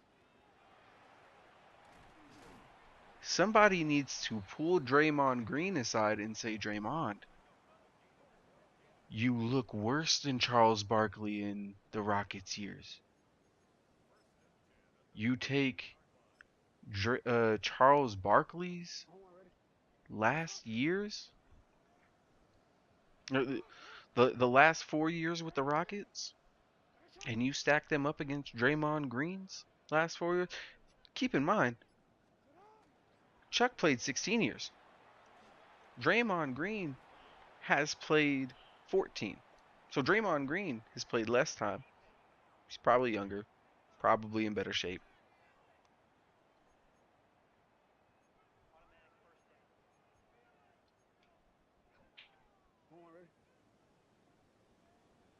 Chuck was averaging 14 and 10.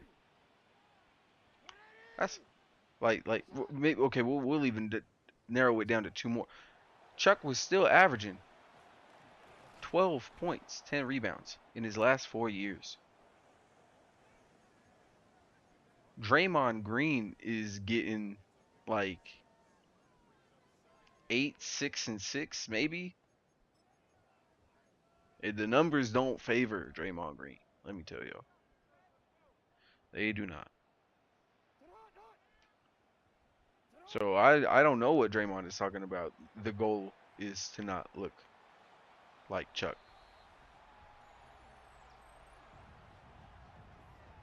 because he looks he looks worse than Chuck. Like I just said.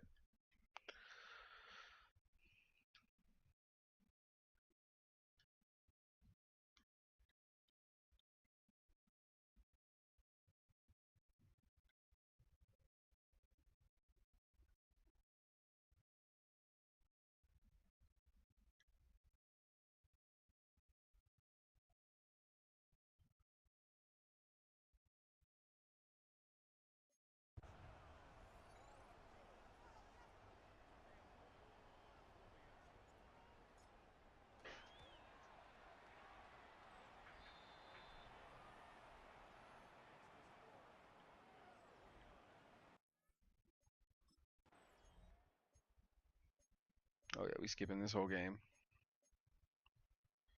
We up big time.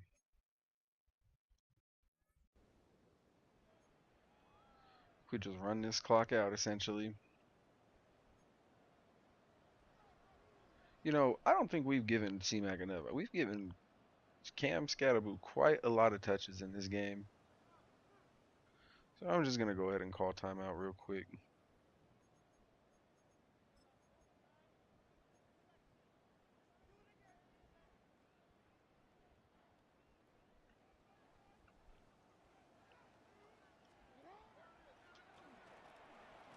Oh shit.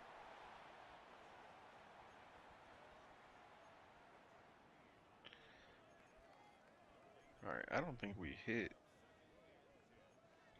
I don't think we hit this yet. Well, good. Maybe we have.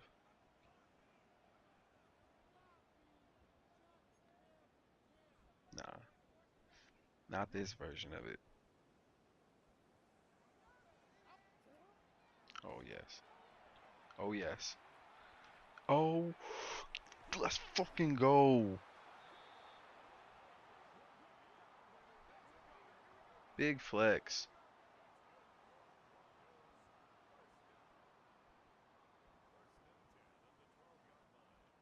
Pump them numbers up. How much you got? 190. You don't even have 200 yards passing. I am in tears. But if he gets this touchdown, he will.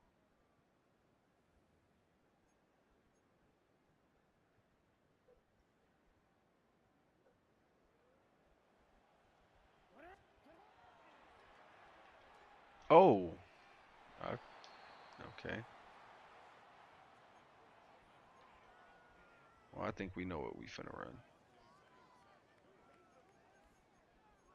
Nope.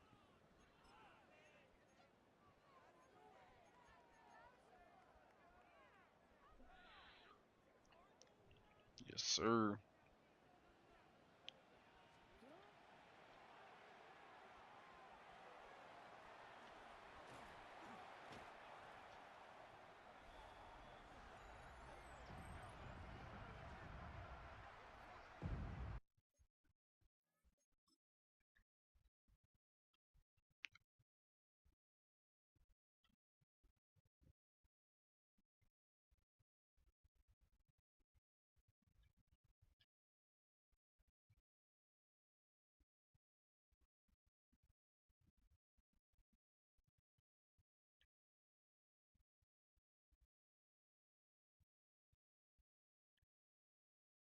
Let's get it.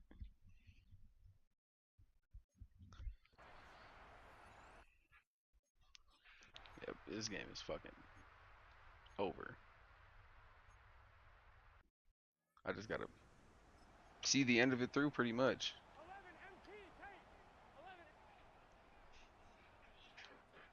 Last play of the game. He runs out of bounds. I would have probably gave him the touchdown.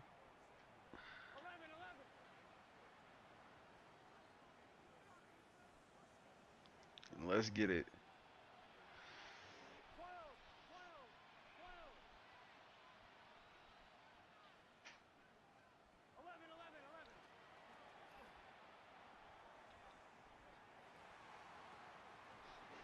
Game over. Once again. Super Bowl champions here in Denver, gang. Yeah, put a ring on that.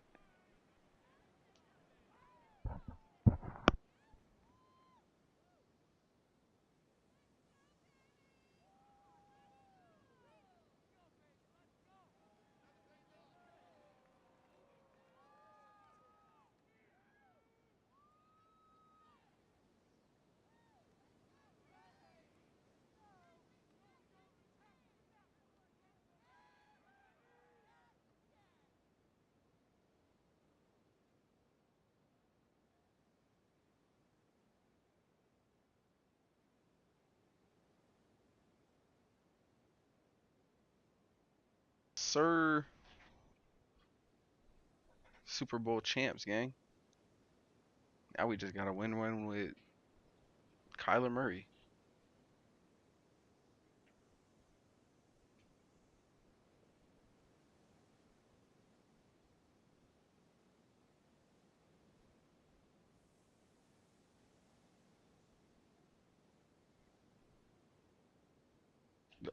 Yeah, Christian McCaffrey and Cam Scatterboot ran their asses off in this game.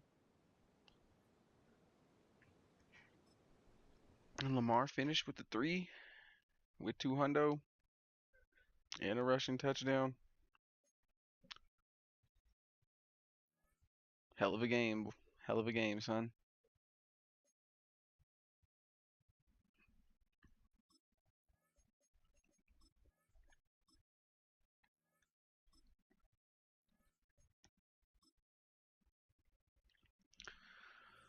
Alrighty. And we got one more. And we've been at this for 2, but I got at least maybe one more because we do got to talk about these New Day signings. Not gonna hold y'all. Or these New Day releases. Yes, sir. Kyler the MVP. And oh my goodness, we gotta play the fucking Ravens. Nice. And we're away, so you know what that means. We running with the rivalries. And see what we could cook up for the. Oh, yeah,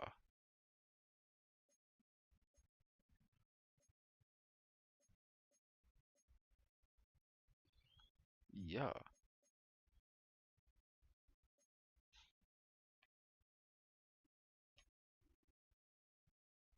Okay.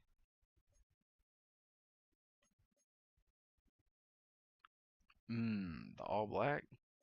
Damn, they got some cold shit.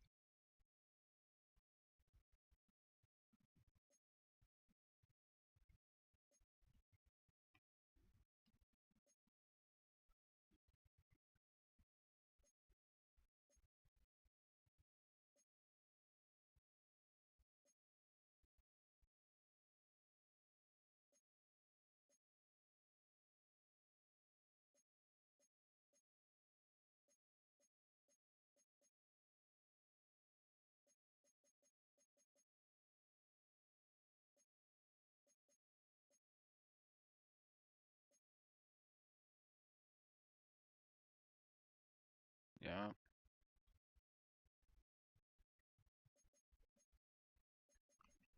it's ready up.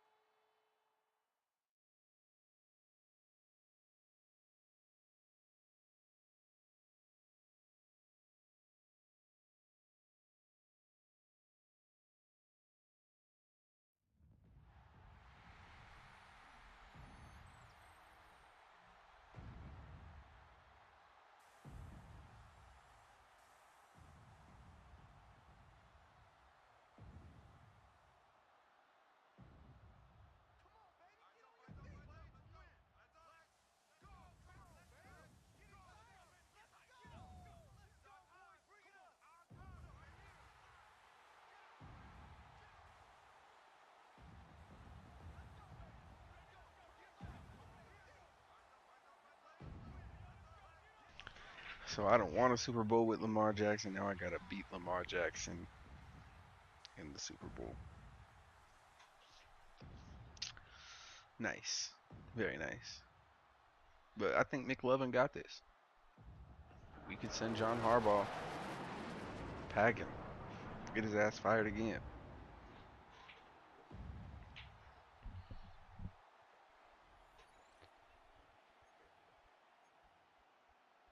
Yeah, Draymond Green, his might have be right about Austin Rivers. I don't think he was right about Kenyon Martin, and I damn sure don't think he was right about Chuck. But because he got 4 rings, some people want to argue like, oh, he's a better player than Charles fucking Barkley. Like that's it's insane.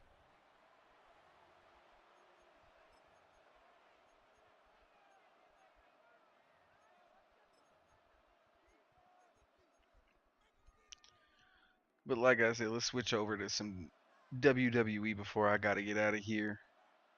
The New Day got released. And it's not just any WWE release. So apparently, besides like the typical WWE releases that we see after WrestleMania, right? After they make the most amount of money they make all year, they start cutting people so they could start saving and make even more money. We have found out now that they asked a number of superstars, some that have not been named, uh, to take a pay cut. Oh, geez, we're gonna have to make a tough decision early, aren't we?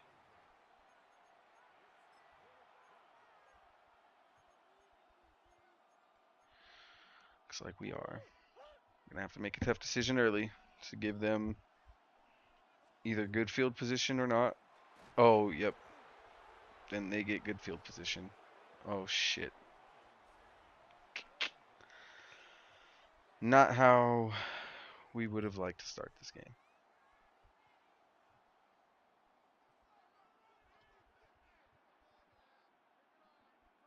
Maybe we could pull something out of a hat here. Let's go. Stop Derrick Henry.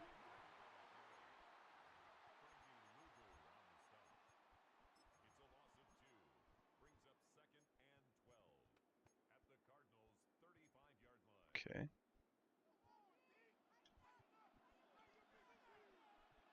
Get Newsom back for the Super Bowl. That's nice. Great stop. 3-3. Let's run the cover 2-man just in case they try to do some hot shit. Quarterback spy. I don't want to blitz Lamar too much. 4th and 1. Let's go.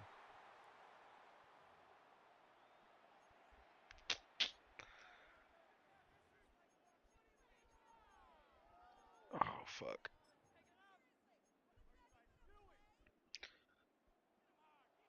Nah, press up on that shit. Come on.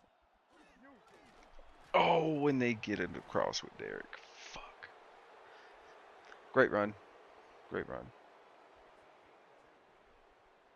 We got him though for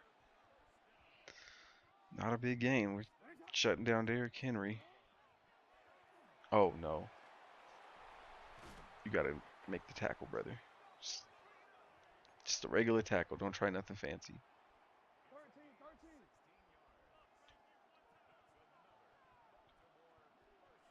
Come on, boys. Good shit.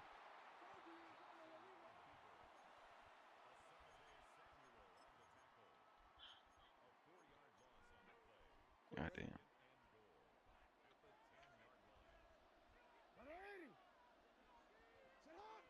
Come on.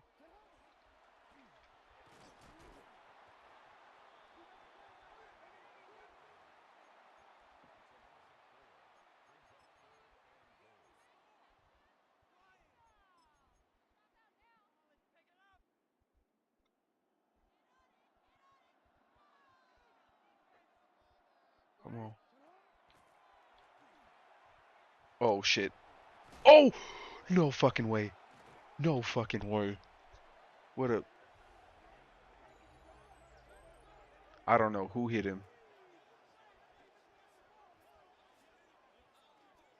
Let's go.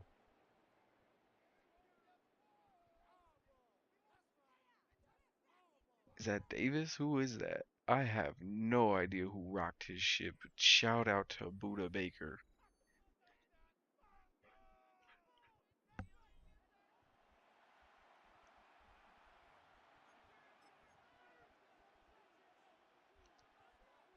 Let's fucking go. Oh, let's go, Najee.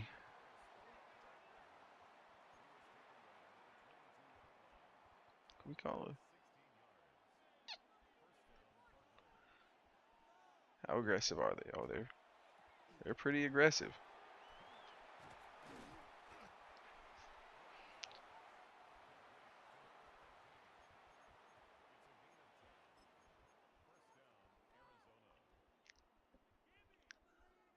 All right, let's get Marvin Harrison Jr. involved. Yep. Oh wait, I did not mean to throw it to Trey McBride, but I'll take it.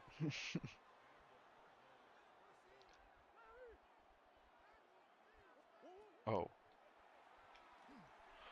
Oh, no fucking way. Salute. Big time players make big time plays, gang. And as soon as I seen that safety come off,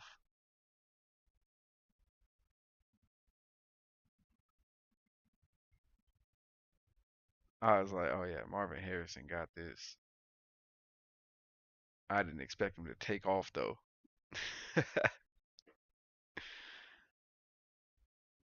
Let's fucking go.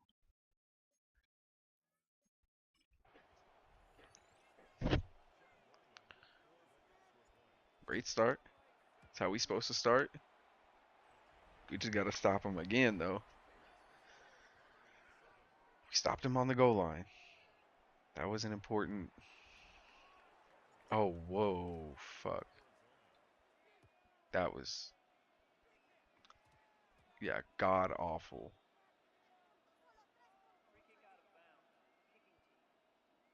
Yikes.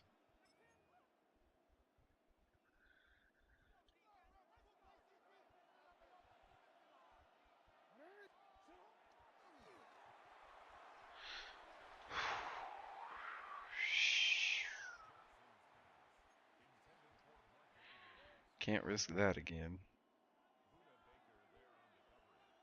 So let's go back to some zone. Calm it down a little bit. Man, we stopping him. We stopping him. Just gotta keep stopping him though.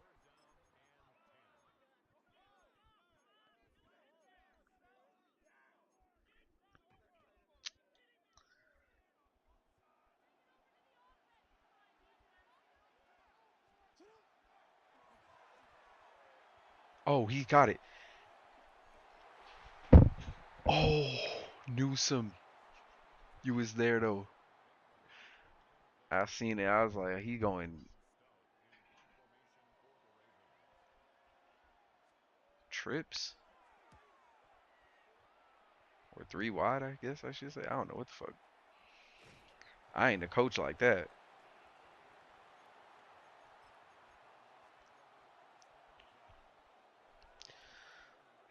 So WWE was out here telling superstars, yeah, we need y'all to like make, we need y'all to take a pay cut by like 50%. Not for any like specific reason, just because like, executives have to get paid and our incompetent booking staff has to get paid even though we use AI. I don't know what we're really spending all of our. They should be saving money, if they don't have if they're using AI for booking, which is, I mean, it's kind of obvious at this point.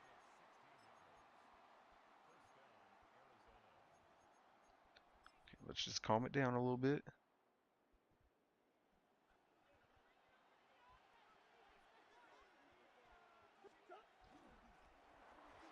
Oh shit.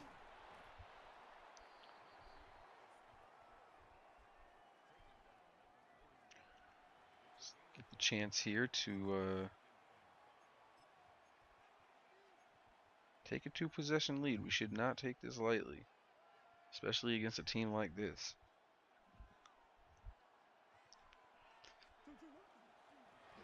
Oh fuck. Okay, there we go.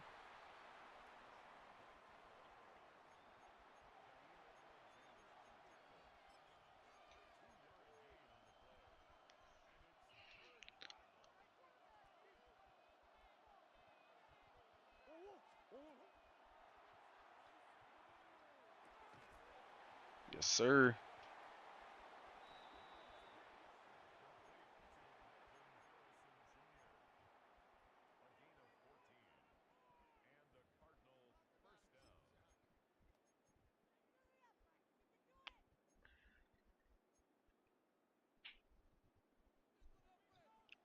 So they got safety helping. Let's see if we can. Oh shit. Can't do nothing. They blitzing us like that. Goddamn.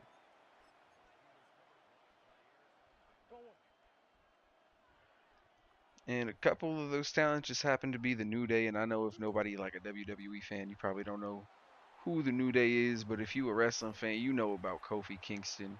You know about Xavier Woods. You know about Big E, aka Big E Langston. But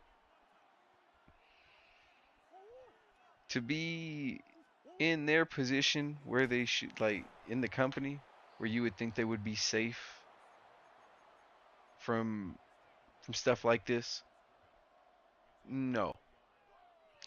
See, TKO continues to prove that everyone is expendable unless you can make the company exorbitant amounts of money with drawing power or be in some kind of a storyline with a celebrity. We don't need you, unfortunately. uh and this may or may not stick. New Day has been a fixture in the WWE for at least, what is it, 2026, for 15 years almost now, if not 15 years. Let me see. Let me find out.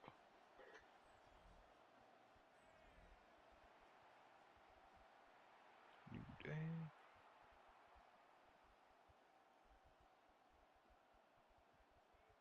2014. Okay, so maybe not 15. A decade. A decade.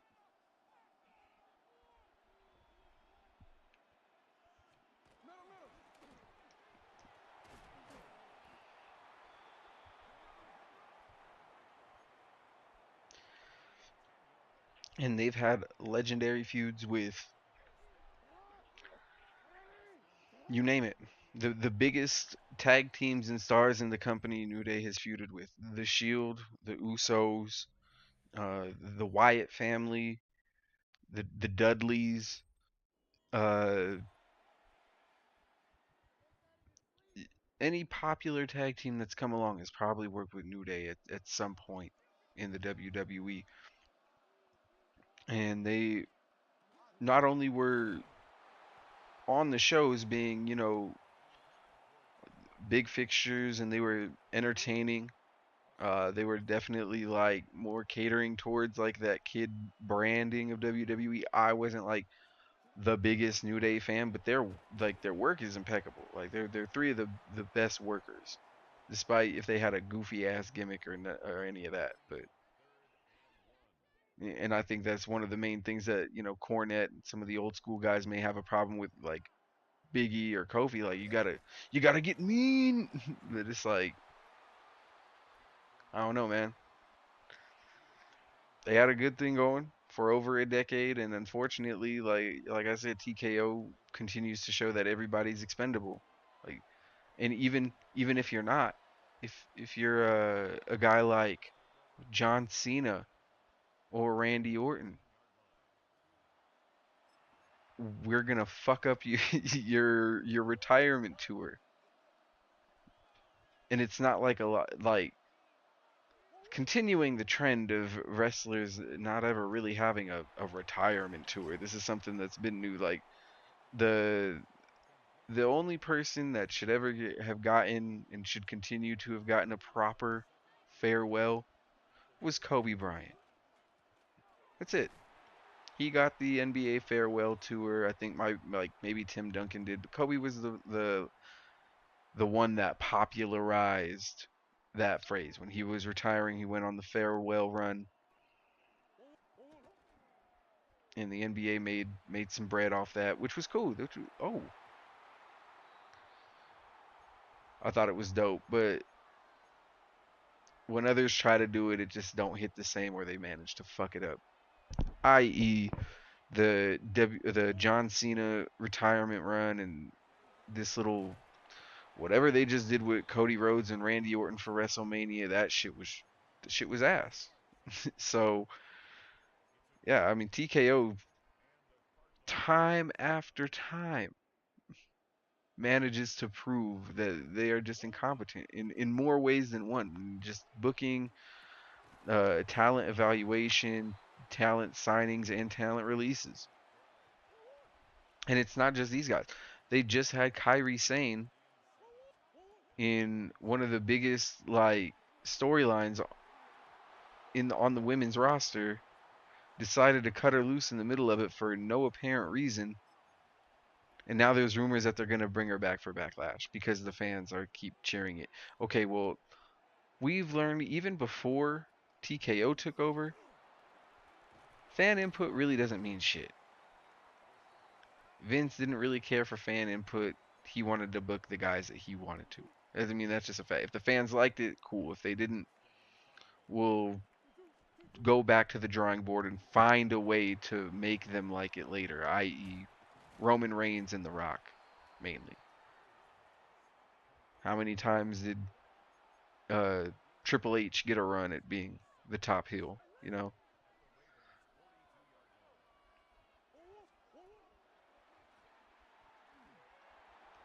Oh, okay. Kyler Murray out here throwing dots, gang. Again, if we 21-0 him, I'm gonna start simming. Ain't no real reason to keep going.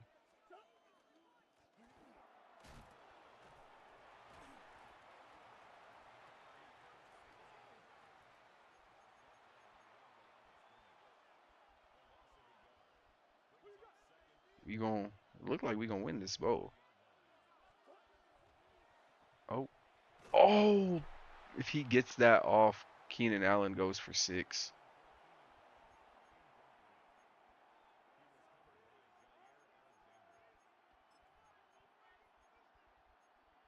I kind of actually really like this playbook more than the Broncos playbook I had.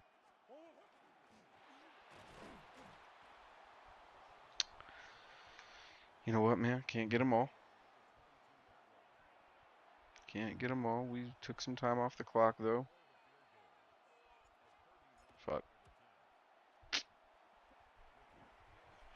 We are kicking awfully in these playoffs.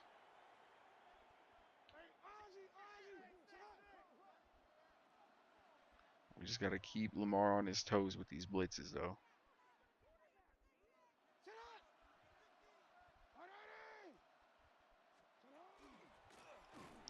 There we go. Switch from the blitzes. Then maybe hit him with like a zone. Got a batch of blitz. Okay.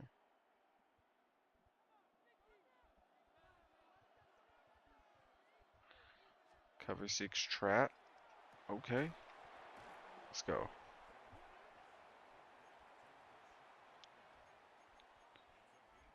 Maybe we could fool him.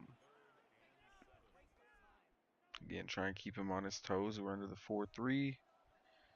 Have Buda Baker kind of come off the Line for the blitz. There we go. Now we getting to him. Lamar really ain't had room to breathe or time to think about what the fuck we doing. Okay, come on, Turpin.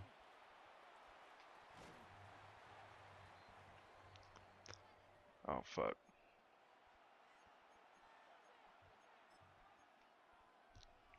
It's not good.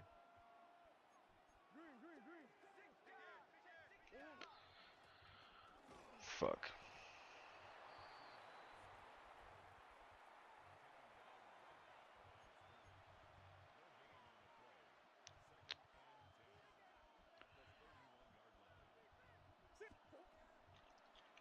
Got him. Got him. Got him.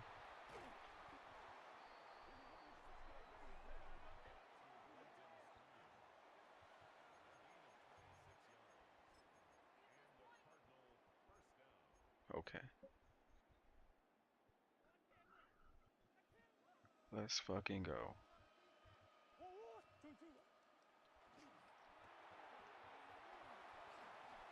Oh, Rashad White.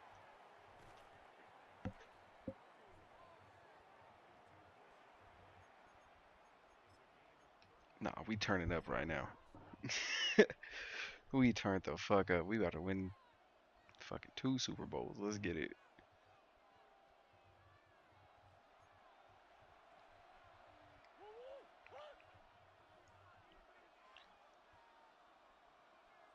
But yeah, no, the the fact that New Day were some of the people that took the stand and was like, nah, we actually are just gonna know our worth, get paid for 90 days, get some shit lined up at other places, and then, we'll be alright.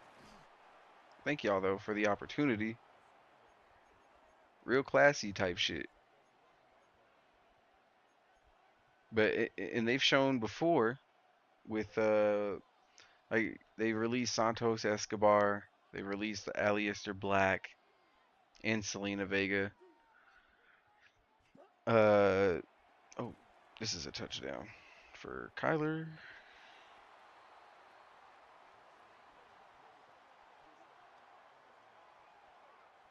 My boy hitting that T-pose.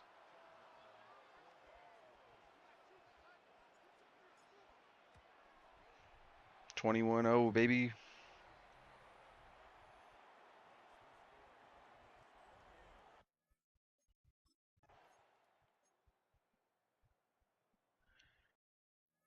And Mac Wilson Sr. gets a fucking got an interception.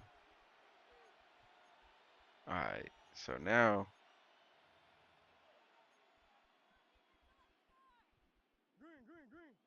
depending on what this safety does. Okay, he going up. Oh, I thought for sure we could get him with a quick one. Hit him with the rhythm.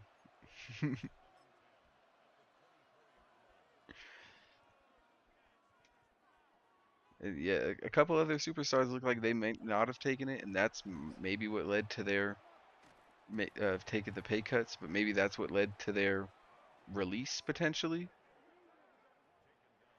Just purely speculation, but it could be. It was probably like whoever not willing to take the pay cut, we'll just drop them. But New Day was smart enough to be like, nah, it's cool.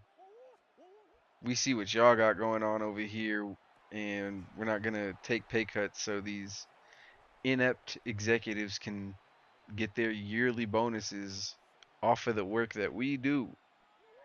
And yeah, they put in the work, and yeah, the creative is terrible, but for like right before John Cena turned heel, New Day had just turned heel. Oh damn, number 92 hurt. Split T formation. Okay, let's see if Oh, nah, they wasn't playing on that one.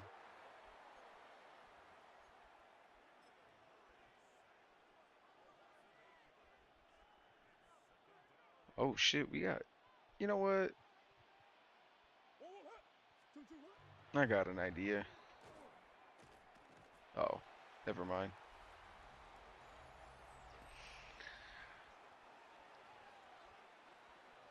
Yeah, we going up into half, up 4 touchdowns.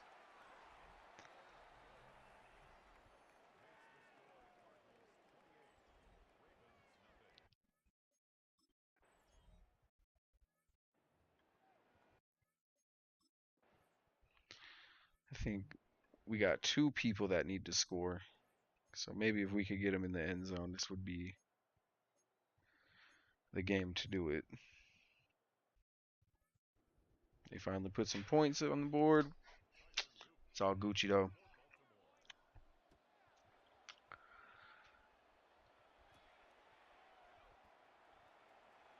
Oh man,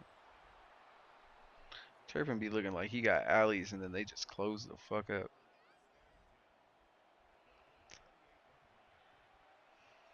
But we've seen like with namely like Santos Escobar when they released Santos, it was only like a couple months. They re-signed him to like a 5-year deal, and then was like, "Nah, actually, brother, we're gonna release you again." Like, bro, huh? Oh, Keenan Allen, brother. No, I gotta get. You know, I gotta get him in the end zone. Gotta get Keenan Allen in the end zone somehow.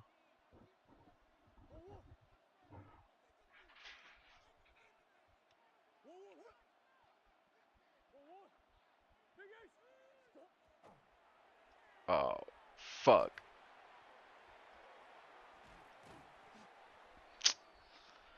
All right.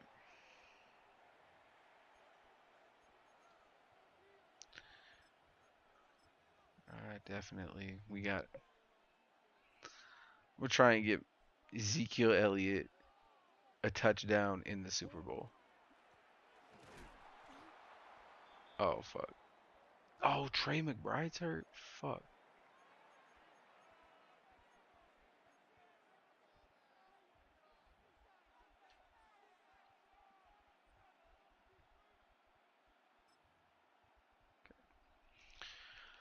All right, if they blitz up, Keenan getting it.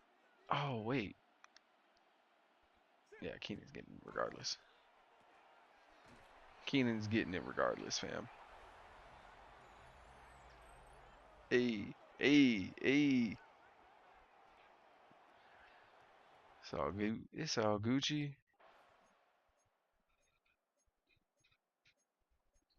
Sim this again.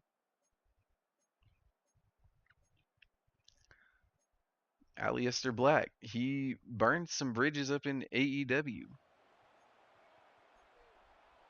And then uh got told, hey, come on back. Did absolutely fucking fuck all in WWE again. And he thought it would be different because, oh, the first time, like, Vince McMahon was in charge and he was kind of ruining anything that came out of NXT. So he didn't know really what to do with Aleister Black as like a darker like character because Vince don't know how to book him unless they're the Undertaker. So, oh my goodness, Marvin Harrison Jr., brother, go crazy, young lad.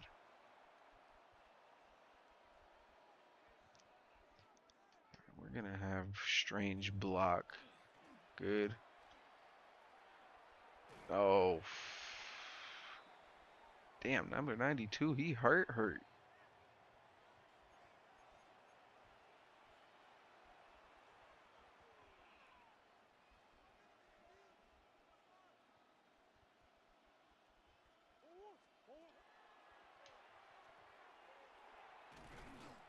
Oh yeah, no. We are picking this defense apart with fucking Kyler Murray. He almost got almost got 300 yards today. And when this is mainly a run heavy team that I be on. Well, we could take some mercy runs off the clock. Man, even the mercy runs, they giving Najee Harris like 20 yards of carry and shit.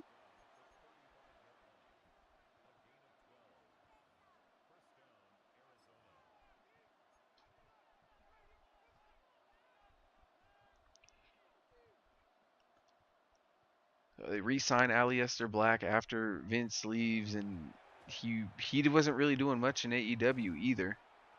Yo, this man Najee Harris,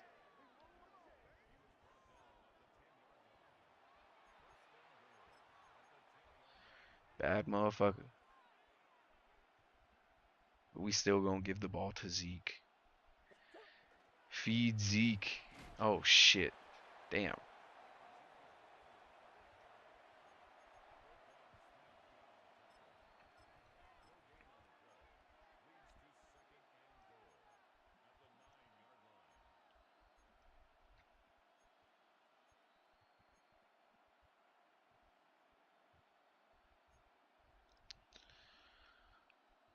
I just want to get Zeke Elliott in the end zone. That's it. Oh, he got it. Oh no.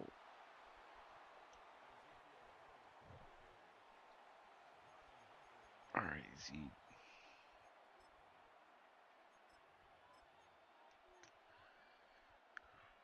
Gonna try and get it to you in the gun. Oh no.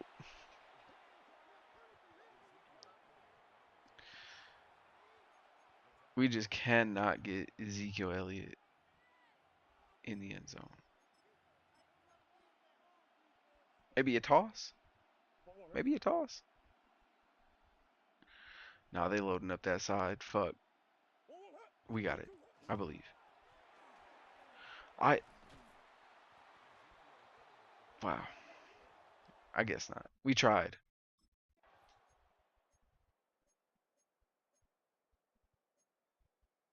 Oh, they got it.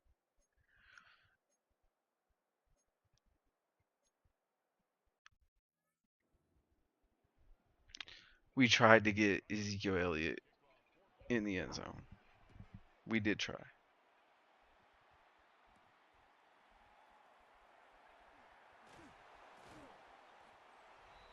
Still got 22 seconds. I mean, we can.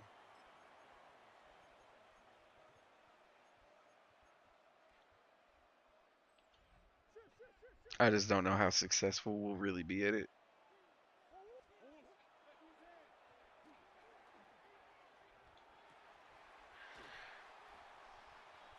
Hey, 300 yards for Kyler. He's definitely about to probably be Super Bowl MVP at least.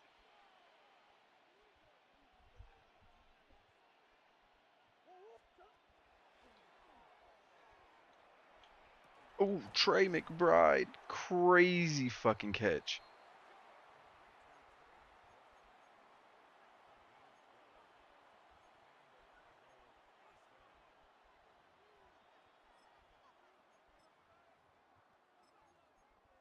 Okay. Zeke, you gotta try and score here, brother. It's all you, Zeke. Oh, he's too slow. He's too slow. All right. Well, we tried. We're just gonna go ahead and try and kick this last field goal with Ryland to end the season. We should get it. Ooh. Ryland doinked it in. 4 to 38, 14 dub. Fuck yeah.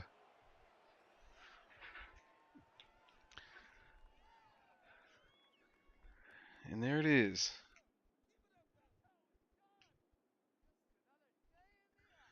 We got it done. 2 successful seasons in the book. Now I could get on this 2K, back on this 2K.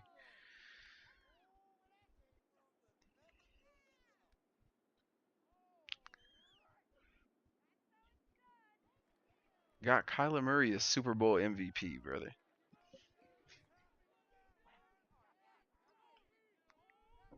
Got the Cardinals a Super Bowl. Let's get it.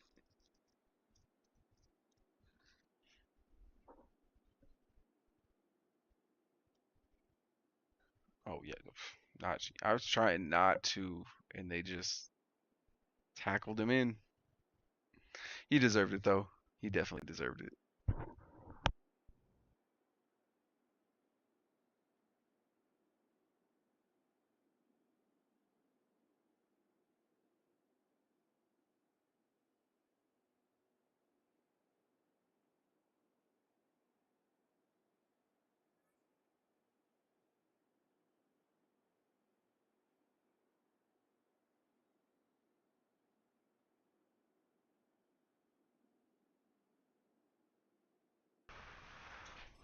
They the WWE dropped our truth, then brought him back, and then proceeded to do nothing with him. So yeah, I mean, they turned the New Day heel, and they proceeded to do nothing with them, even after they were two of the biggest heels on the roster. I think, in my opinion, they did the heel thing better than Cena, and they got no no credit, no reward for it, less screen time. It didn't make any sense, gang. I didn't. He didn't win Coach of the Year, huh? Nope. I fucking should have though. Fuck Liam Cohen.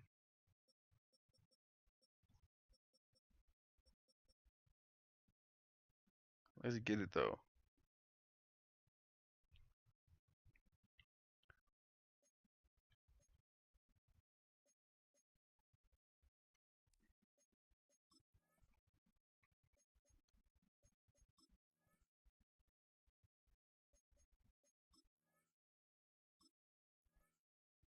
Yeah, let's look at 128. And then Najee had a 119. 2 rushes for 11 yards and a touchdown.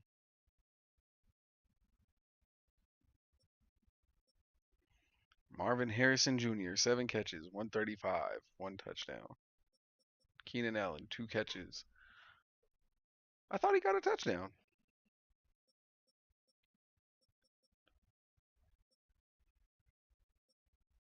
Is that a rushing touchdown that he got?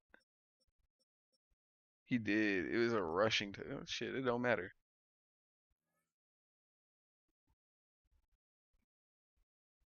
It do not matter.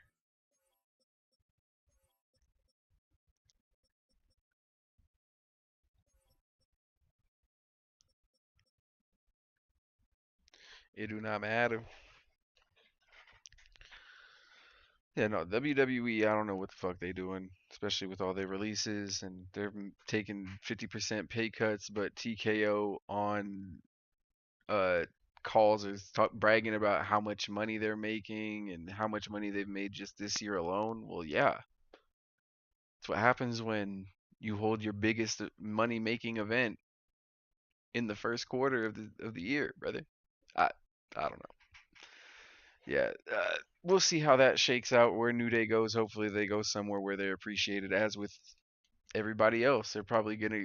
If you're a bigger name, they're probably gonna get some decent bookings. But as for the younger guys and shit, hopefully they maybe get a second chance at the Performance Center or NXT or somewhere else in their hometown or get booked somewhere on the up and coming circuits.